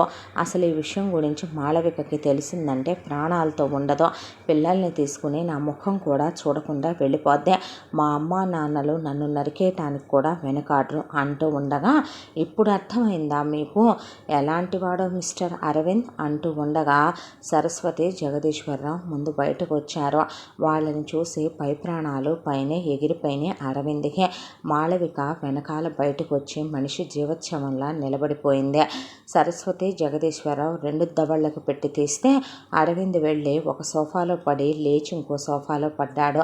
మా కడుపుని చెడగొట్టావు కదరా నీచుడా అంటే, అమ్మ నాన్న మీ కాళ్ళు పట్టుకొని మీకు దండం పెడతాను, ఏం జరిగిందో వినకుండా అలా మాట్లాడకండే. మాళవిక నువ్వు నమ్మకరా ఇవన్నీ అనేసరికి, ముందు నా మీద చేయి నువ్వు అంది మాళవిక. అక్కడి నుంచి పంచాయతీ సరస్వతి వాళ్ళ ఇంటి దగ్గరికి మారింది. రమ్య ఏడ్చింది, గొడవ పెట్టింది. నేను అసలు ఇలా చేస్తాడని అనుకోలేదంది. ఇప్పుడు నా బ్రతుకు అన్యాయం అయిపోయి బుగ్గిపాలైపోయిందందే. నా బ్రతుకు ఎవరు న్యాయం చేస్తారందే. మరొక వైపున అరవింద్ మాళవిక దగ్గరకు వచ్చి, నేను అసలు ఏం చేశాను, ఎందుకు చేశానో నాకే అర్థం కావట్లేదు. నేను తప్పు చేయలేదని నన్ను నేను సమర్థించుకోవట్లేదురా. కానీ నేను చేసిన జీవితంలో మొదటి తప్పు, చివరి తప్పు ఇదే. నన్ను క్షమించు. నువ్వు పిల్లలు దూరం అయిపోతే నేను బ్రతకలేను. ఇదే తప్పు నేను చేసి నీతో ఇలాగే చెప్తే నువ్వు ఏం చేసుండేవాడివే అని అడిగింది మాళవిక. అడిగితే అర్థం చేసుకుంటాను, నేను అపార్థం చేసుకోను, తొందరపడి మాట్లాడను. నేను ఏ రోజు ఇలా ప్రవర్తించలేదని నీకు తెలీదా? నా ప్రేమేంటో నీకు తెలీదా? ఓ పెళ్ళికి అర్థం ఇదేనా? అరేంజ్డ్ మ్యారేజ్ చేసుకున్నా ఏ రోజు నీకు నేను ఏం తక్కువ చేశాననే? ఏ రోజైనా బెడ్రూమ్లో నువ్వు ఎలా అడిగినా ఏమడిగినా నేను కాదన్నానా? నాలో ఏం తక్కువైపోయిందని నీకు ఇంకొక ఆడదాన్ని చూడగానే దాని పొందు కావాలనిపించిందే? నువ్వేమైనా తాగున్నావా? లేదు. పోనీ నువ్వేమైనా తప్పుడు ఉద్దేశంతో ఉన్నానా అంటే లేదంటున్నావు. మరి అలాంటప్పుడు నువ్వు స్పృహలో లేవా? ఉన్నాను. మరి ఎలా చేసావురా ఈ తప్పు? అవునులే, 2 పిల్లలు పుట్టారు, పెళ్ళై చాలా సంవత్సరాలు అయిపోయింది. భార్య మీద వ్యామోహం మోజు తీరిపోయి పరాయి ఆడవాళ్ళ మీదకి వెళుతుందా నీ దృష్టి? నువ్వు అందరిలాంటి వాడివి అనుకోలేదు నేను చదువుకున్నాను, నాకంటూ ఓ చిన్న బిజినెస్ ఉంది. నా పుట్టింటి వాళ్ళు నాకెటో పుట్టింటి ప్రాపర్టీలో వాటా పెడతారో. నా పిల్లల్ని బ్రతికించుకుంటూ నేను బ్రతకగలను. మళ్ళీ జీవితంలో నీ ముఖం నాకు చూపించకు అనే మాళవిక పిల్లలు డాడీ డాడీ అని ఏడుస్తుంటే అక్కడి నుంచి బయలుదేరబోతుంటే, నువ్వు వెళ్ళటానికి ఒప్పుకోను అన్నాడు అరవింద్. నువ్వు ఆపావో నన్ను చంపుకు తిన్నంత ఒట్టు అని మాళవిక అలా బయలుదేరి వెళ్ళిపోతుంటే దరిద్రం వదిలిపోయింది. వీడికి ఇప్పుడైనా నేను తప్ప ఇంకొక ఆప్షన్ లేదని రమ్య అలా నిలబడింది. వగలమారి ఏడుపులు ఏడుస్తూ. ఒళ్ళు మండిపోయిన అరవింద్ రమ్యని పడేసి తుక్కు కింద కొట్టి, అసలు నువ్వెక్కడ ప్రవేశించావే నా జీవితంలోకి? నువ్వెక్కడ దాపరించావే నా బ్రతుకులోకి? అమ్మ నాన్న మీ ఇద్దరి మీద ప్రమాణం చేసి చెప్తున్నాను, దైవ సాక్షిగా చెప్తున్నాను, నేను మనసుతో చేసిన శృంగారం కాదు నాన్న అదే. సాటి మగాడిగా నువ్వు అర్థం చేసుకో. ఒక్కసారి 1000 మంది మగాళ్ళకి భరించలేనంత ఫీలింగ్స్ వస్తే వాళ్ళు ఏం చేస్తారో నా మైండ్కి అర్థం కాలేదమ్మా. నేను ప్రమాణ పూర్తిగా చెప్తున్నాను, నాకు స్పృహే ఉంది, కానీ నా శరీరం నా మాట ఆ క్షణం వినలేదు. నా మనసు నేనంత అదుపు చేస్తున్నా అదుపు అవ్వలేదమ్మా. ఇది ఆ రోజు నా రూమ్లోకి వచ్చి నగ్నంగా నిలబడిందే. ఇది ఎందుకు నన్ను తోసేయలేదు, ఒక గదిలోకి తోసి గడేయలేదు, తనెళ్ళి వేసుకోలేదు. అసలు ఏం జరిగిందంటే ఈ రోజుకి నేను లోపరుచుకున్నాననే చెప్తుందమ్మా. ప్రమాణం చేసి చెప్తున్నానని అరవింద్ అనేసరికి కొడుకునే ఏమనాలో అర్థం కాని వాళ్ళు రమ్యని తీసుకెళ్ళి బయటకు గెంటేశాడు అరవింద్. గెంటేసిన తర్వాత, నిన్ను నేను వదులుతాననుకుంటున్నావేమో, నువ్వు నా మెళ్ళో తాళి కట్టేంత వరకు, నా భర్త అయ్యేంత వరకు నేను నిన్ను వదలటం జరగని పని అందే. అరవింద్ ఇక్కడి నుంచి అమ్మా నాన్నల్ని తీసుకొని అత్తగారింటి దగ్గరికి వెళ్ళాడు. వచ్చే దారిలో సరస్వతి, జగదీశ్వరరావు దానికి ఎంతో కొంత ఇచ్చే వదిలిచ్చేసుకుంటే పోద్ది, మన కోడల్ని మనం తెచ్చుకోవచ్చు, ఎక్కడ దరిద్రాలురా ఇవన్నీ, మనకి పాడుపేడ. అయ్యో నేనిస్తానమ్మా, నేనిస్తాను అని ఎన్నిసార్లు చెప్పానో తెలుసా అమ్మా నీకు? కాళ్ళు పట్టుకుంటానన్నాను, తప్పైపోయిందన్నాను, క్షమించమన్నాను, పెళ్లి చేసుకోమన్నాను, జరిగింది గతం అనుకోమన్నాను, తన లైఫ్లోకి మళ్ళీ నేను వెళ్ళనన్నాను, నా లైఫ్లోకి రావద్దన్నాను. కానీ టార్చర్ చేస్తోందమ్మా, నరకం చూపిస్తోంది నాన్న అని అత్తారింటి దగ్గరికి వెళ్ళేసరికి మాళవిక అప్పటికే పిల్లల్ని తీసుకుని వెళ్ళి ఏమైందమ్మా అని అడిగితే అమ్మా నాన్నలతో అసలేమీ మాట్లాడలేదు. వాళ్ళు భార్యాభర్తలన్న తర్వాత ఎన్నాళ్ళు అన్యోన్యంగా ఉన్న ఒక్క చిన్న గొడవ లేకపోయినా కోపతాపాన ఏదో ఒక మాట అనుకోకుండా ఉండరు. అలా అని అత్తారింట్లో ఏమైందని కూతుర్ని గుచ్చి అడిగి అల్లుణ్ణి నిందించే అత్తమామలు కాదు వాళ్ళు. మనోహరు సాటి మగాడిగా అరవింద్ వైపే మాట్లాడతాడు కానీ అసలు చెల్లెల వైపే మాట్లాడడు. ఎంతైనా ఏమైనా తమ్ముడికి కూడా కోపం ఎక్కువ.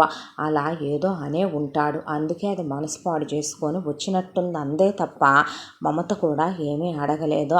మాళవిక అలా వచ్చి కూర్చుండిపోయింది. పిల్లల్ని వాళ్ళు దగ్గరికి తీసుకున్నాక వెనకాలే అరవింద్, సరస్వతి, జగదీశ్వరరావు రావటం చూసి అరవింద్ మాళవికని ఒక్కసారి నేను చెప్పేది వినవే అంటే అస్సలు వినకుండా డోర్లు మూసేసుకుంది. బెడ్రూమ్లోకి వెళ్ళి తలుపులు కొట్టి 5 గంటల సేపు తలుపులు బాత్తూనే ఉన్నాడు. ఆపట్లేదు. అత్తమామలు బాబు అంటే ఆగండి, వాళ్ళని మాట్లాడుకొనివ్వండి, మా అమ్మ ఏదో తప్పు చేసి ఉంటుంది, క్షమించయ్యా, మా కోడలదేమీ తప్పు లేదండి, వాడే తొందరపడ్డాడు అన్న తర్వాత అయితే మాత్రం అదే కాస్త గడుసుదైపోయింది ఈ మధ్య అనుకున్న తర్వాత ఎంతైనా తమ్ముడు నువ్వు అనుకుని ఉండాల్సిందే అన్న తర్వాత నువ్వు ఊహించుకుంటావే నేనేమనకపోయినా నిన్ను అన్నానని, అలాగే ఉంది నా చెల్లెలైనా దాని సంగతి కూడాను. ఆడజాతంతా ఒకటే, ఊడుకో అరవింద్ కాసేపు ఆగితే అదే నార్మల్ అయిపోద్ది అన్న తర్వాత అరవింద్ మాత్రం తలుపు బాత్తూనే ఉన్నాడు. మొత్తానికి తలుపు పైన బోల్ట్ ఊడిపోయి తలుపు తీసుకొని లోపలికి వెళ్ళి ముందు పిల్లల్ని గట్టిగా కౌగిలించుకొని పిల్లల్ని బయటికి పంపించేశాడు. ఆ తర్వాత మాళవిక బయటికి రాబోతుంటే గట్టిగా పట్టుకొని మంచం మీదకి తోసేసి తలుపుకున్న మిగతా గళ్ళన్నీ వేసేసి మాళవికనే గట్టిగా హక్ చేసుకొని ముందు లేనువ్వని తోసేస్తుంటే పెనుగులాటలో ఆమె పెదవుల మీద గట్టిగా అరగంట సేపు ఆమెను గట్టిగా పట్టుకొని ముద్దు పెట్టి, ముందు నేను చెప్పేది విను, నేను నిన్ను కొట్టలేను, నేను నిన్ను తిట్టలేను, నేను అసమర్థుని అనుకున్నా సరే, చాతగాని వెధవని అనుకున్నా సరే, నేను నీకేం చెప్పుకున్నా ఇన్ని సంవత్సరాల మన కాపురంలో ప్రేమగానే చెప్పగలను తప్ప ఆవేశంతో నేను చెప్పలేను నీకు. నేను నిన్ను ఆయనైనా ఎప్పుడైనా అన్నానా? అసలు నా నేచరేనా అదే అని మాళవిక కాళ్ళు పట్టుకున్నాడు. అలా అరవింద్ కూర్చుండిపోయి కింద నిలబడి నడుములు పీకేసి కాళ్ళు పీకేసి నిలబడలేక మాళవిక అలా కూర్చుండిపోయిన తర్వాత ప్రమాణం చేసి చెప్తున్నాను, దైవ సాక్షిగా అమ్మా నాన్నల మీద ఒట్టేసే, నువ్వు నా భార్యవే, నువ్వు ప్రెగ్నెంట్ తోటి ఉన్నప్పుడు నేను నీకు దూరంగా లేనా? డెలివరీ అయిన తర్వాత దూరంగా లేనా?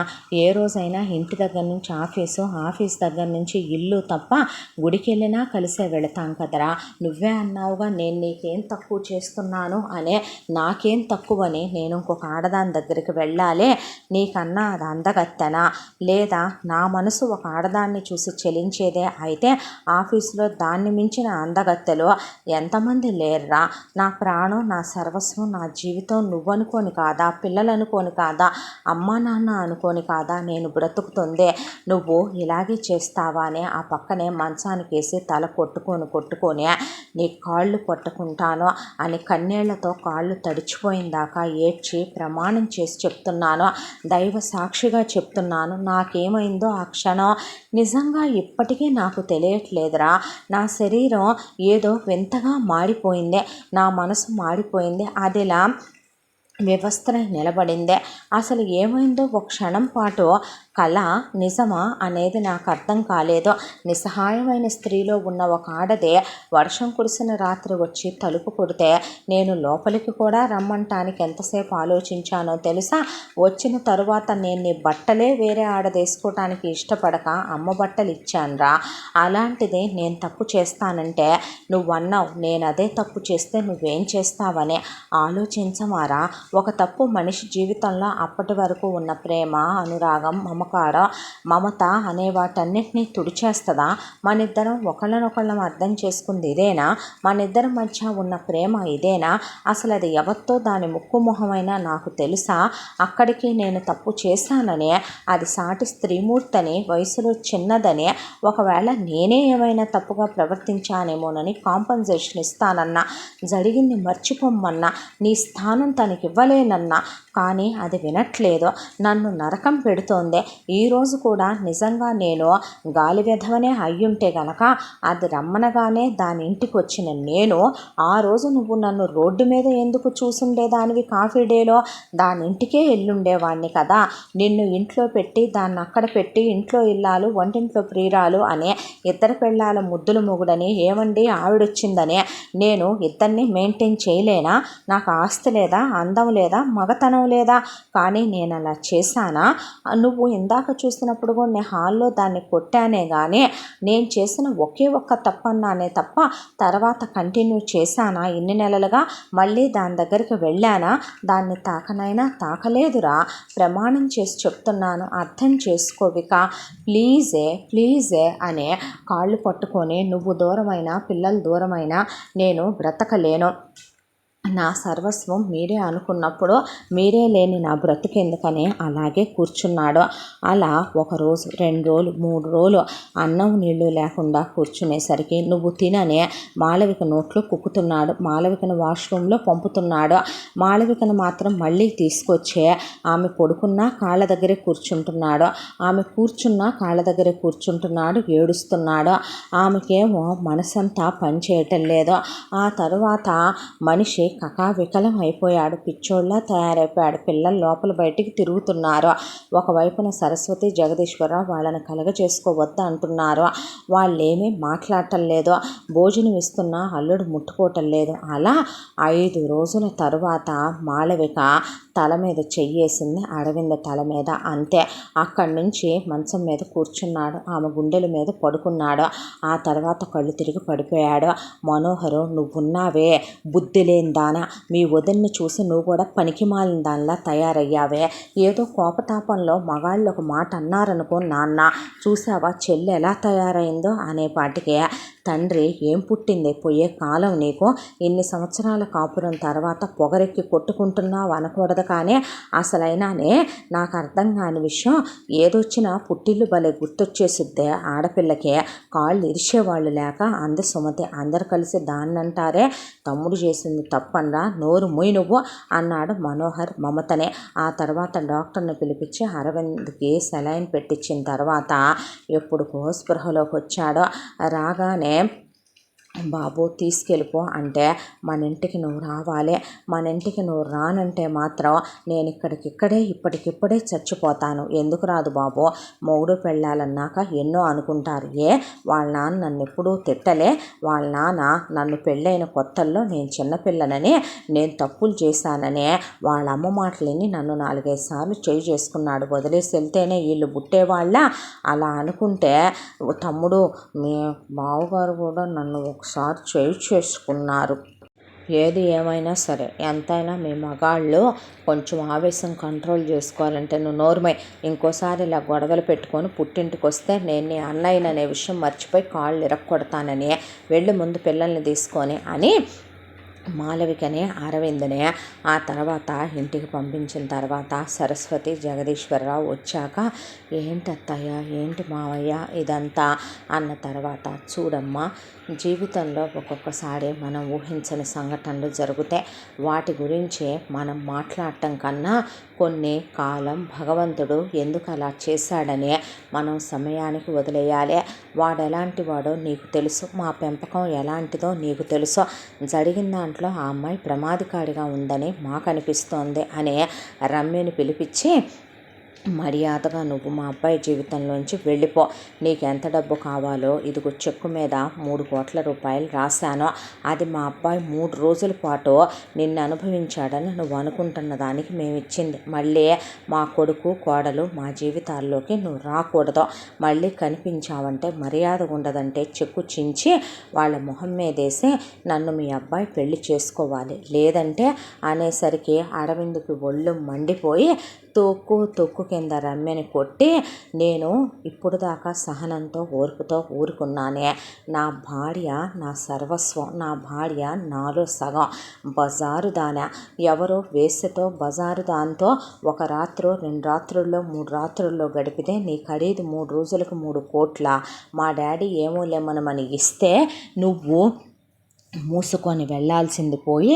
జీవితాంతం నేను నిన్ను నా భార్యని మర్చిపోయి పెళ్లి చేసుకోవాలా, నా ప్రాణం పోయినా నా భార్య బిడ్డలే నా సర్వస్వం, నా తల్లిదండ్రులే నా లోకం, నేనెప్పటికీ ఆ పని చెయ్యను, ముందు నడవ్వే బయటికి అని జుట్టు పట్టుకొని కొట్టుకుంటూ తీసుకెళ్ళి రోడ్డు మీద ఇసిరేసి వచ్చాడు అరవింద్. దాంతో రమ్య కడుపులో పగ అలా 1000 తలల పాములాగా బుసలు కొట్టడం మొదలుపెట్టింది. ఇక ఇంటికి వచ్చిన తర్వాత మాళవికనే ముందు అత్తగారు వంట చేసి డైనింగ్ టేబుల్ మీద సర్దేసి ఆవిడ ఆయన ఒక ముద్ద తినేసి పిల్లల్ని తీసుకొని, ఇక మీ ఇద్దరు మాట్లాడుకోండమ్మా అని పిల్లలతో సహా వెళ్ళిపోయి, వాళ్ళు ఆ ఊరు నుంచే జగదీశ్వరరావు వాళ్ళ చుట్టాలు వేరే ఊళ్ళో ఉంటుంటే అలా మేము ఊళ్ళు తిరిగి వస్తాం 1 వారం రోజుల పాటనే వాళ్ళు బట్టలు సర్దుకొని పిల్లల్ని వేసుకొని వెళ్ళిపోయారు. అరవింద్ మాళవిక మీద చెయ్యేసి కౌగిలించుకొని దగ్గరకు తీసుకోబోతే, ఇప్పుడు ఇదంతా వద్దు, నువ్వు నన్ను దూరం పెట్టావంటే నేను చచ్చిపోతాను, నేను తప్పు చేశాను కానీ ఆ తప్పు నేను మనసుతో చెయ్యలేదు, నువ్వు నన్ను ఇలా దూరం పెడితే ప్రతి క్షణం నేను నీకు అన్యాయం చేశాననే బాధతో రగిలిపోతూ చచ్చిపోవాల్సి వస్తుంది అని ఆమెతో చాలా క్లోజ్ అయ్యాడు. ఇది ప్రేమతో కూడిన కలయిక, ఇది కోరిక కాదు, ఇది ఆశ కాదు, ఇది ఇష్టం, ఇది నీ మీద నాకున్న గౌరవం, ప్రేమ, అభిమానం, నీ హక్కు, విలువ, అదెప్పటికీ మర్చిపోకు అని ఆమెను అసలు బయటికి రానివ్వలేదు ఆ వారం రోజుల పాటు. ఆ వారం రోజులు ఆమెతో ఇదివరకేమున్నాడు అసలు అంతకి 100 రెట్లు క్లోజ్గా ఉన్నాడు. అసలు ఆమెను విడచలేదు.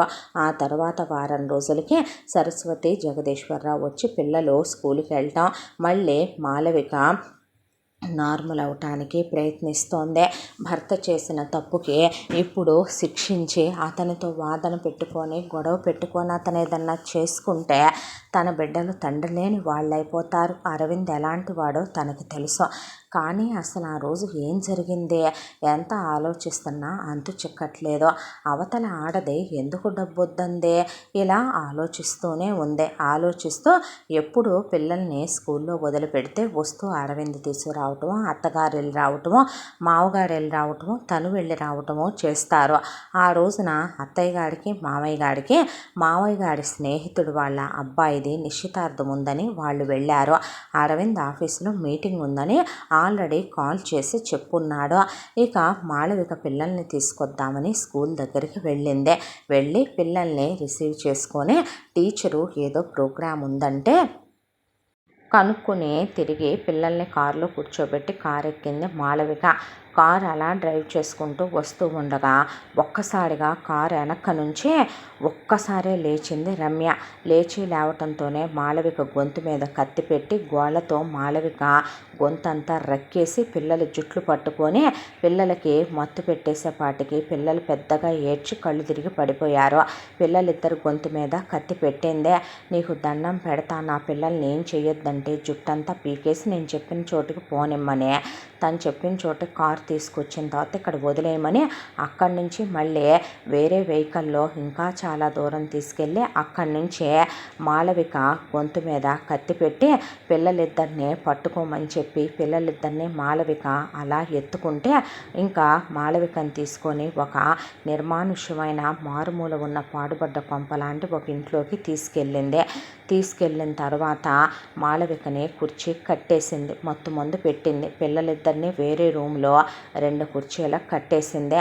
ఆ తర్వాత మాలవిక ముందుగా స్పృహలోకి వచ్చే, నీకేం కావాలి, ఎందుకు ఇలా చేస్తున్నావు, ఆయన నా భర్త, నీకు వయసు ఉంది, అందం ఉంది, చదువుకున్నావు, సంస్కారం ఉండాలి, ఆయన తప్పు చేశాడు అని నువ్వు 100 సార్లు అన్నా నా భర్త అలాంటి వాడని నా మనసే నన్ను నమ్మనివ్వట్లేదు. ఒకవేళ ఆయన తప్పు చేశాడే అనుకున్నా సరే నేను నా భర్తని క్షమించటానికే నిశ్చయించుకున్నాను. నాకు 2 బిడ్డలున్నారు, దేవతల్లాంటి అత్తమామలున్నారు, మాకంటూ సొసైటీలో పరువు, ప్రతిష్ట, విలువ, గౌరవాలు ఉన్నాయి. ఇప్పుడు ఆయన నిన్నెలా పెళ్లి చేసుకుంటారో, నేను బ్రతికుండగా నీకు ఆయన విడాకులిచ్చి నిన్ను పెళ్లి చేసుకోవటం జరగని పనే. పిల్లలు ఉండగా ఆయన పిల్లల్ని మర్చిపోయి, అత్తమామల్ని మర్చిపోయి నీతో ఆయన ఉండరు. నీకంటూ డబ్బులు ఇస్తానన్నప్పుడు హ్యాపీగా నువ్వు నీ లైఫ్ చూసుకో, ఏ విదేశాలకు వెళ్ళిపోయి బ్రతుకో, నీ లైఫ్లోకి ఆయన రారు, మా లైఫ్లోకి నువ్వు రావద్దు. ఇప్పటికే ఈ విషయం మా పుట్టింట్లో ఎక్కడా తెలియనివ్వకుండా, నేను మా పరువుకు భంగం కలగకుండా, నా భర్తని చులకన చేసుకోకుండా నేను నెట్టుకొచ్చుకుంటున్నాను. ఆ రోజు ఆయన తప్పు ఎంత ఉందో, ఆయన స్పృహలోనే ఉన్నారు, ఆయన మంచిగానే ఉన్నారు అనే మాట నువ్వు 100 సార్లు అంటున్నావు. మరి నువ్వులేవా? అంత ఒళ్ళుపై తెలియకుండా నువ్వెలా ఒక మగాడికి ఒళ్ళప్ప చెప్పావని నేను అడిగితే ఏం చెప్తావే అని అడిగింది మాళవిక. ఆహా, నీకు ఇన్ని మాటలు వచ్చినాయా అని ఐరన్ రాడ్ తీసుకొని తొక్కు కింద మాళవిక తలకాయ పగలగొట్టి తీరా మాళవికని గిచ్చేసి, కొరికేసి, జుట్టంతా పీకేసి, ఆ అమ్మాయిది చాలా పెద్ద జడ, ఆ అమ్మాయి జడంతా కట్ చేసి, బుగ్గలంతా కొరికేసి, ఆ అమ్మాయి వేళ్ళన్నీ కొరికేసి, ఆ అమ్మాయిని కాళ్ళ మీద కొట్టి, ఆ అమ్మాయిని నానా చిత్రహింసలు పెట్టి, పిల్లల్ని పట్టుకోకపోతే నీకు దండం పెడతాను, పసిబిడ్డల జోలికి వెళ్ళకు, నీ కాళ్ళు పట్టుకుంటాను అంటే పట్టుకుందు కానీ కంగారెందుకు, ఆగవే, నీ ఎదురుగానే నీ మొగుడితో నేను శారీరకంగా కలిసి వాడితో శృంగారం చేస్తుంటే చూద్దు కానీ నువ్వు, నీ మీద నా కసి అప్పుడే పోలేదనే. ఈలోపు అరవింద్ ఇంటికి వెళ్ళటం, పిల్లలు కోడలు ఏర్రా అంటే నాకేం తెలుసమ్మా, నేను ఇప్పుడే మీటింగ్ నుంచి వస్తున్నాను, అదేంటి తను పిల్లల్ని తీసుకురావటానికి వెళ్ళి ఇప్పుడు దాకా ఎందుకు రాదు, మీరెళ్ళలేదా అంటే మేము ఇలా వెళ్ళామయ్యా అన్న తర్వాత అరవింద్కి ఒక క్షణం అర్థం కాక స్కూల్ దగ్గరికి వెళ్ళారు ముగ్గురు కారులో. మేడం ఇందాక ఎప్పుడో వచ్చారు సార్, కిడ్స్ని తీసుకుని ఆల్రెడీ వెళ్ళిపోయి టీచర్స్ అందరు కూడా వెళ్ళిపోయారని సెక్యూరిటీ వాడు చెప్పాడు. ఆ తర్వాత వీళ్ళు మొత్తం వెతుక్కుంటూ దాడివారికి వచ్చారు. పుట్టింటికి ఫోన్ చేశారు, రాలేదు బాబు అంటే బయటకు ఎక్కడికన్నా వెళ్ళిందేమో పిల్లల్ని తీసుకొని, కంగారు పడద్దన్నాడు మనోహర్. ఏమైనా కొనిపెట్టాలనుకుందేమో పిల్లలకనే మమత అన్నదే. దాంతో ఇంటికి వచ్చేసరికి టంగును ఫోన్ మోగుతుంటే అరవింద్ చూస్తే అనానమస్ నెంబరు. ఎవరిదా అని ఓపెన్ చేసి స్పీకర్ నొక్కితే, ఎలా ఉన్నావురా అందగాడా, నీ పొందు నేను 3 రోజులు అనుభవించిన తర్వాత నీ మీద ఎందుకురా నా మోహం వ్యామోహం తీరట్లేదు అని చెప్పి, రమ్య నీ పెళ్ళాం నీ పిల్లలు నా దగ్గరే ఉన్నారు, నీ పెళ్ళాం ఏ స్థితిలో ఉందో చూస్తావా అని ఇది కట్ చేసిన దాని జుట్టు, ఇది కారుతున్న దాని రక్తం, ఇవి చించేసిన దాని బట్టలు, దాన్ని లంగా బ్లౌజ్ మీదే ఉంచాండా, చీరంతా తీసేసా, దాన్ని ఎవరితో రేప్ ఛాన్సలా, దాన్ని అతి భయంకరంగా నేనే కొరికి గిచ్చి, ఎన్నాళ్ళు నువ్వు అనుభవించిన శరీరం కదా అందుకే దాన్ని నరకం పెట్టి కొట్టాను, నెక్స్ట్ నీ పిల్లల్ని పైకి పంపిద్దామనుకుంటున్నాను అనేపాటికి, ఉసే నీకేం కావాలి పాపిష్టిదాన అనేపాటికి, నువ్వు మూసుకొని 5 కోట్ల రూపాయల క్యాష్ తీసుకొని నువ్వు నేను రమ్మన్న దారిలో రావాలి, వచ్చి నువ్వు నేను చెప్పినట్టు విని ఇక్కడి నుంచి నేను అన్నీ రెడీ చేయించి ఉంచాను, మనం ఈ దేశం వదిలే మనం ఎయిర్వే కాకుండా వేరే వేలో ఇంకో దేశానికి వెళుతున్నాం, అక్కడికి వెళ్ళిన తర్వాత నువ్వు పూర్తిగా వీళ్ళతో బంధాలు తెంచేసుకోవాలి, అక్కడ ఉద్యోగం చేయాలి, నన్ను రోజు సుఖపెట్టాలి, ఈ 2 పిల్లలు ఏంట్రా 10 మందిని కనిస్తాను నీకు నేను అనేసరికి, నీకు వేరే ఆప్షన్ లేదు, ఎక్స్ట్రాలు చేస్తే పైకి పోతారు నీ ఫ్యామిలీ, జాగ్రత్త, కనీసం నేను చెప్పినట్టు వింటే నీ పెళ్ళాం పిల్లల ప్రాణాలతోనైనా ఉంటారు, బాయ్ అని ఫోన్ పెట్టేసింది. ఆ తర్వాత అరవింద్ మోకాళ్ళ మీద కూర్చొని ఏడ్చేస్తే సరస్వతి జగదీశ్వరరావుకి గుండె ఆగిపోయింది. ఈ విషయం ఏం చేయాలి ఇప్పుడు అని చెప్పి వెంటనే జగదీశ్వరరావుకి ఆయన గవర్నమెంట్ ఎంప్లాయీ కాబట్టి అంతకుముందు పెద్ద పెద్ద వాళ్ళతో పరిచయాలున్నాయి. ఆయనకి తెలిసిన ఒక పోలీస్ ఆయన ఫ్రెండ్గా పెద్ద దాంట్లో ఉన్నాడు. ఇంట్లో ఏం జరుగుతుందనేది, ఇంటి చుట్టుపక్కల ఏం జరుగుతుందనేది ప్రతిదీ రమ్యకి తెలుస్తూనే ఉన్నాయి. ఫోన్ మీద ఫోన్ చేస్తూనే ఉంది.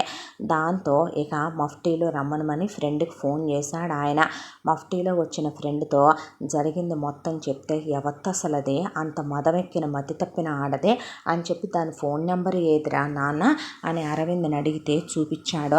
ఆ ఫోన్ నెంబర్ తీసుకొని దాని ఫోటో ఏదని చెప్పి ఫోటో తీసుకొని వాళ్ళ వేలు ఎంక్వైరీ చేసుకుంటూ రమ్య పుట్టుపూర్వత్రాల దగ్గరికి వెళ్తే రమ్య వాళ్ళ అన్నయ్య, వదిన, అమ్మ, నాన్న రమ్య ఫస్ట్ నుంచి ఇలాగే ఉంటుందని, చిన్నప్పటి నుంచి కూడా ఎందుకో మనిషి చూపు మాట అన్నీ తేడాగా ఉండేవని, ఓపెన్గా చెప్పాలంటే పెద్ద మనిషి అయ్యేంత వరకు ఆగటమే కష్టమైపోయిందని, వన్స్ తను మెచ్యూర్ అయిన తర్వాత విచ్చలవిడిగా చూసిన మగాళ్ళందరితో చెప్తే బాగోదు కానీ ఇక చాలా అసభ్యంగా తయారైపోయిందని, తనను తానే ఒక రకంగా తృప్తిపరుచుకుని అసహ్యంగా తయారైందని, వావి వరుసలు లేకుండా వాళ్ళ అన్నయ్యతో వాళ్ళ నాన్నతో కూడా వాళ్ళ మీద పడిపోయిందని, వాళ్ళతో కూడా చాలా అసభ్యంగా బిహేవ్ చేసిందని, దాంతో పడేసి తుక్కు కింద కొట్టి ఏ డాక్టర్లకు చూపించినా లాభం లేక తీసుకొచ్చి ఎంతమంది భూత వైద్యుల దగ్గరికి తిప్పినా ఏం చేసినా లాభం లేదని, ఎట్టకేలకు మొత్తానికి ఓ పెళ్లి సంబంధం చూసామని కరెక్ట్గా పెళ్లి కొడుకు తాళి కట్టేటప్పుడు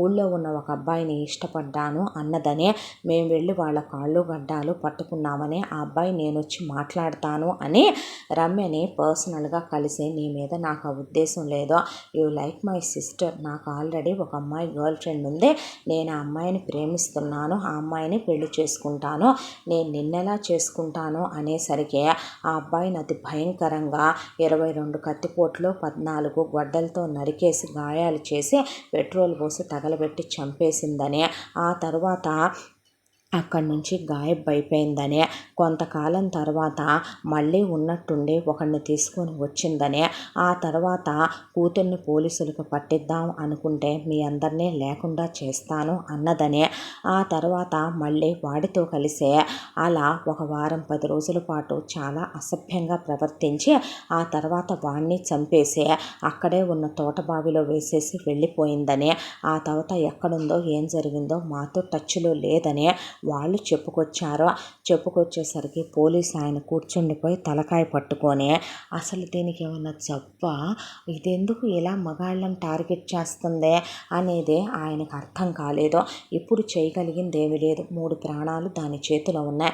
బయలుదేరి అరవింద్ అనే ముందు డబ్బు తీసుకొని ఒక బ్యాగ్లో పెట్టుకున్న తర్వాత అరవింద్ బయలుదేరాక రమ్య డైరెక్షన్స్ ఇవ్వటం మొదలుపెట్టింది. కొంత దూరం వెళ్ళాక మాళవిక కారు కనిపించింది. అక్కడితో అరవింద్ కారు వదిలేయమంది. అక్కడి నుంచే చాలా దూరం నడిచి వస్తూ ఉండగా సిగ్నల్ ట్రాకింగ్ది వాళ్ళు ఫోన్లో పెట్టకుండా అరవింద్ షర్టు బటన్లో పెట్టారు. అరవింద్ చేతిలో ఉన్న ఫోన్ పడేయమందే, ఫోన్ పడేశాడు. ఆ తర్వాత కొంత దూరం వచ్చిన తర్వాత ఇక ఒక చోట ఒక బామ్ ఉంది, అది గుగ్గిళ్ళు అమ్ముతుంది కానీ చాలా ప్రమాదంగా ఉంది, దాని దగ్గర ఆ బ్యాగ్ ఇచ్చేయమందే. అక్కడి నుంచి మరికొంత దూరం వచ్చిన తర్వాత ఒక పాడుబడిపోయిన ఇల్లు ఉంది, అందులో ఎవరో ఒక మొగుడు పెళ్ళాం చాలా భయంకరంగా ఉన్నారు, లోపలికి వెళ్ళి నీకోసమనే అక్కడ నేను తీసుకున్న బట్టలు ఉన్నాయి, ఆ బట్టలు వేసుకునేపాటికి అరవింద్కి సిగ్నల్ తెలియదనిపించే, కానీ ఇప్పుడు వేరే ఆప్షన్ లేదు. అక్కడ ఆ గుగ్గిళ్ళమ్మే ముసలిది వేరే ఫోన్ ఇచ్చింది అరవింద్కి, ఆ ఫోన్లోనే మాట్లాడుకుంటూ రమ్మనమంది రమ్య. ఇక ఆ తర్వాత ఆ షర్ట్ కూడా అక్కడ తీసేసి బట్టలు మార్చుకొని వేరే బట్టలు వేసుకున్నాడు. చేయగలిగింది ఏమీ లేదు కాబట్టి నడిచి చాలా దూరం వెళ్ళాక ఒక పాడుపడిపోయిన ఇల్లు కనపడితే లోపలికి రమ్మనమందే. వెళ్ళేసరికి మాళవిక జుట్టు కుటికలో కట్ చేసి పిల్లల్ని బాగా కొట్టినట్టుంది, రక్తపు మడుగులో గాయాల్లో ఉన్నారు బిడ్డలు.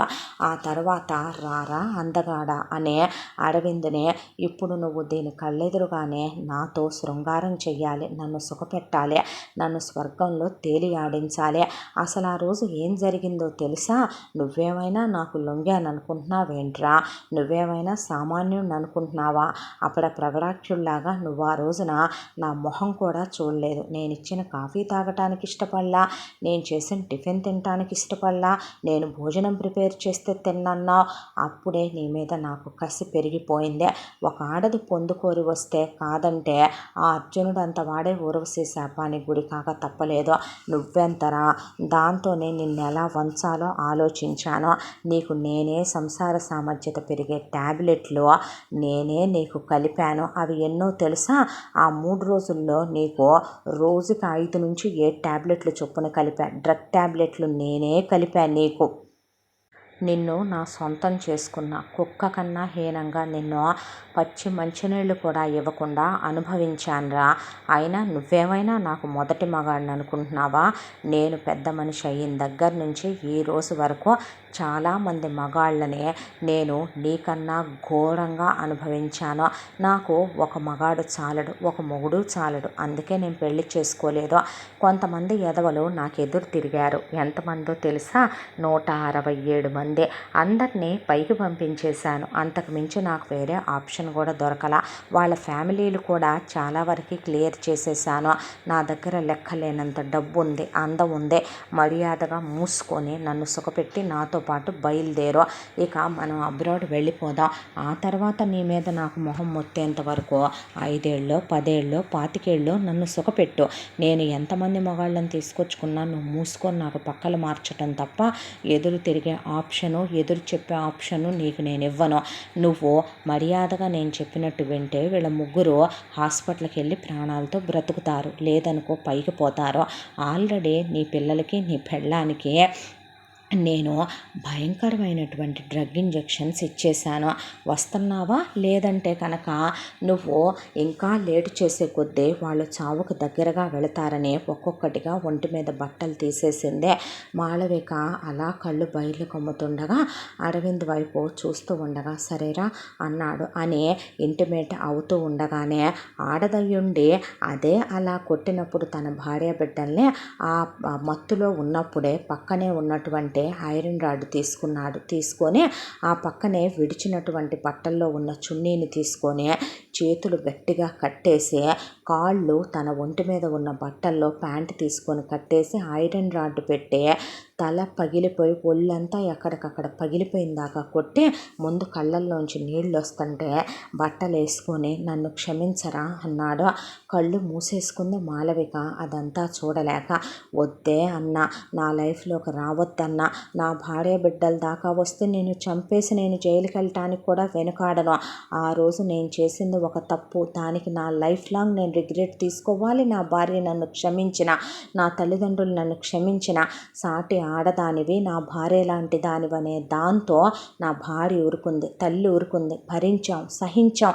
కానీ నువ్వు మా మంచితనాన్ని చేతగాంతనంగా తీసుకున్నావని తొక్కేశాడు గొంతు మీద కాలేసి.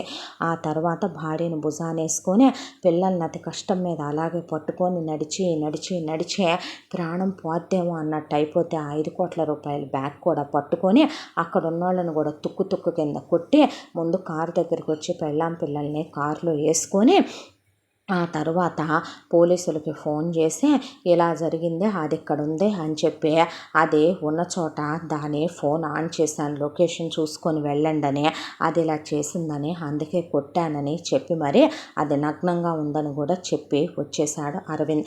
తర్వాత 2 గంటలకు పోలీసులు వెళ్ళి రమ్యని అదుపులోకి తీసుకున్నారు. అరవింద్ అక్కడి నుంచి భార్య బిడ్డల్ని హాస్పిటల్కి తీసుకొచ్చి వాళ్ళని బ్రతికించుకునే భార్య కాళ్ళు పట్టుకున్నాడు.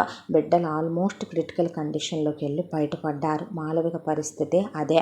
ఆ తర్వాత ఇక నేను చేసిన తప్పుకి నువ్వు నన్ను క్షమించినా నన్ను నేను క్షమించుకోలేకపోతున్నాను మాళవిక అని వెక్కి ఏడ్చాడు. దాంతో నాకు ఒకే ఒక్క వరాన్ని ఇవ్వగలవా అని అడిగింది. అడిగితే ఏంట్రా అన్నాడు.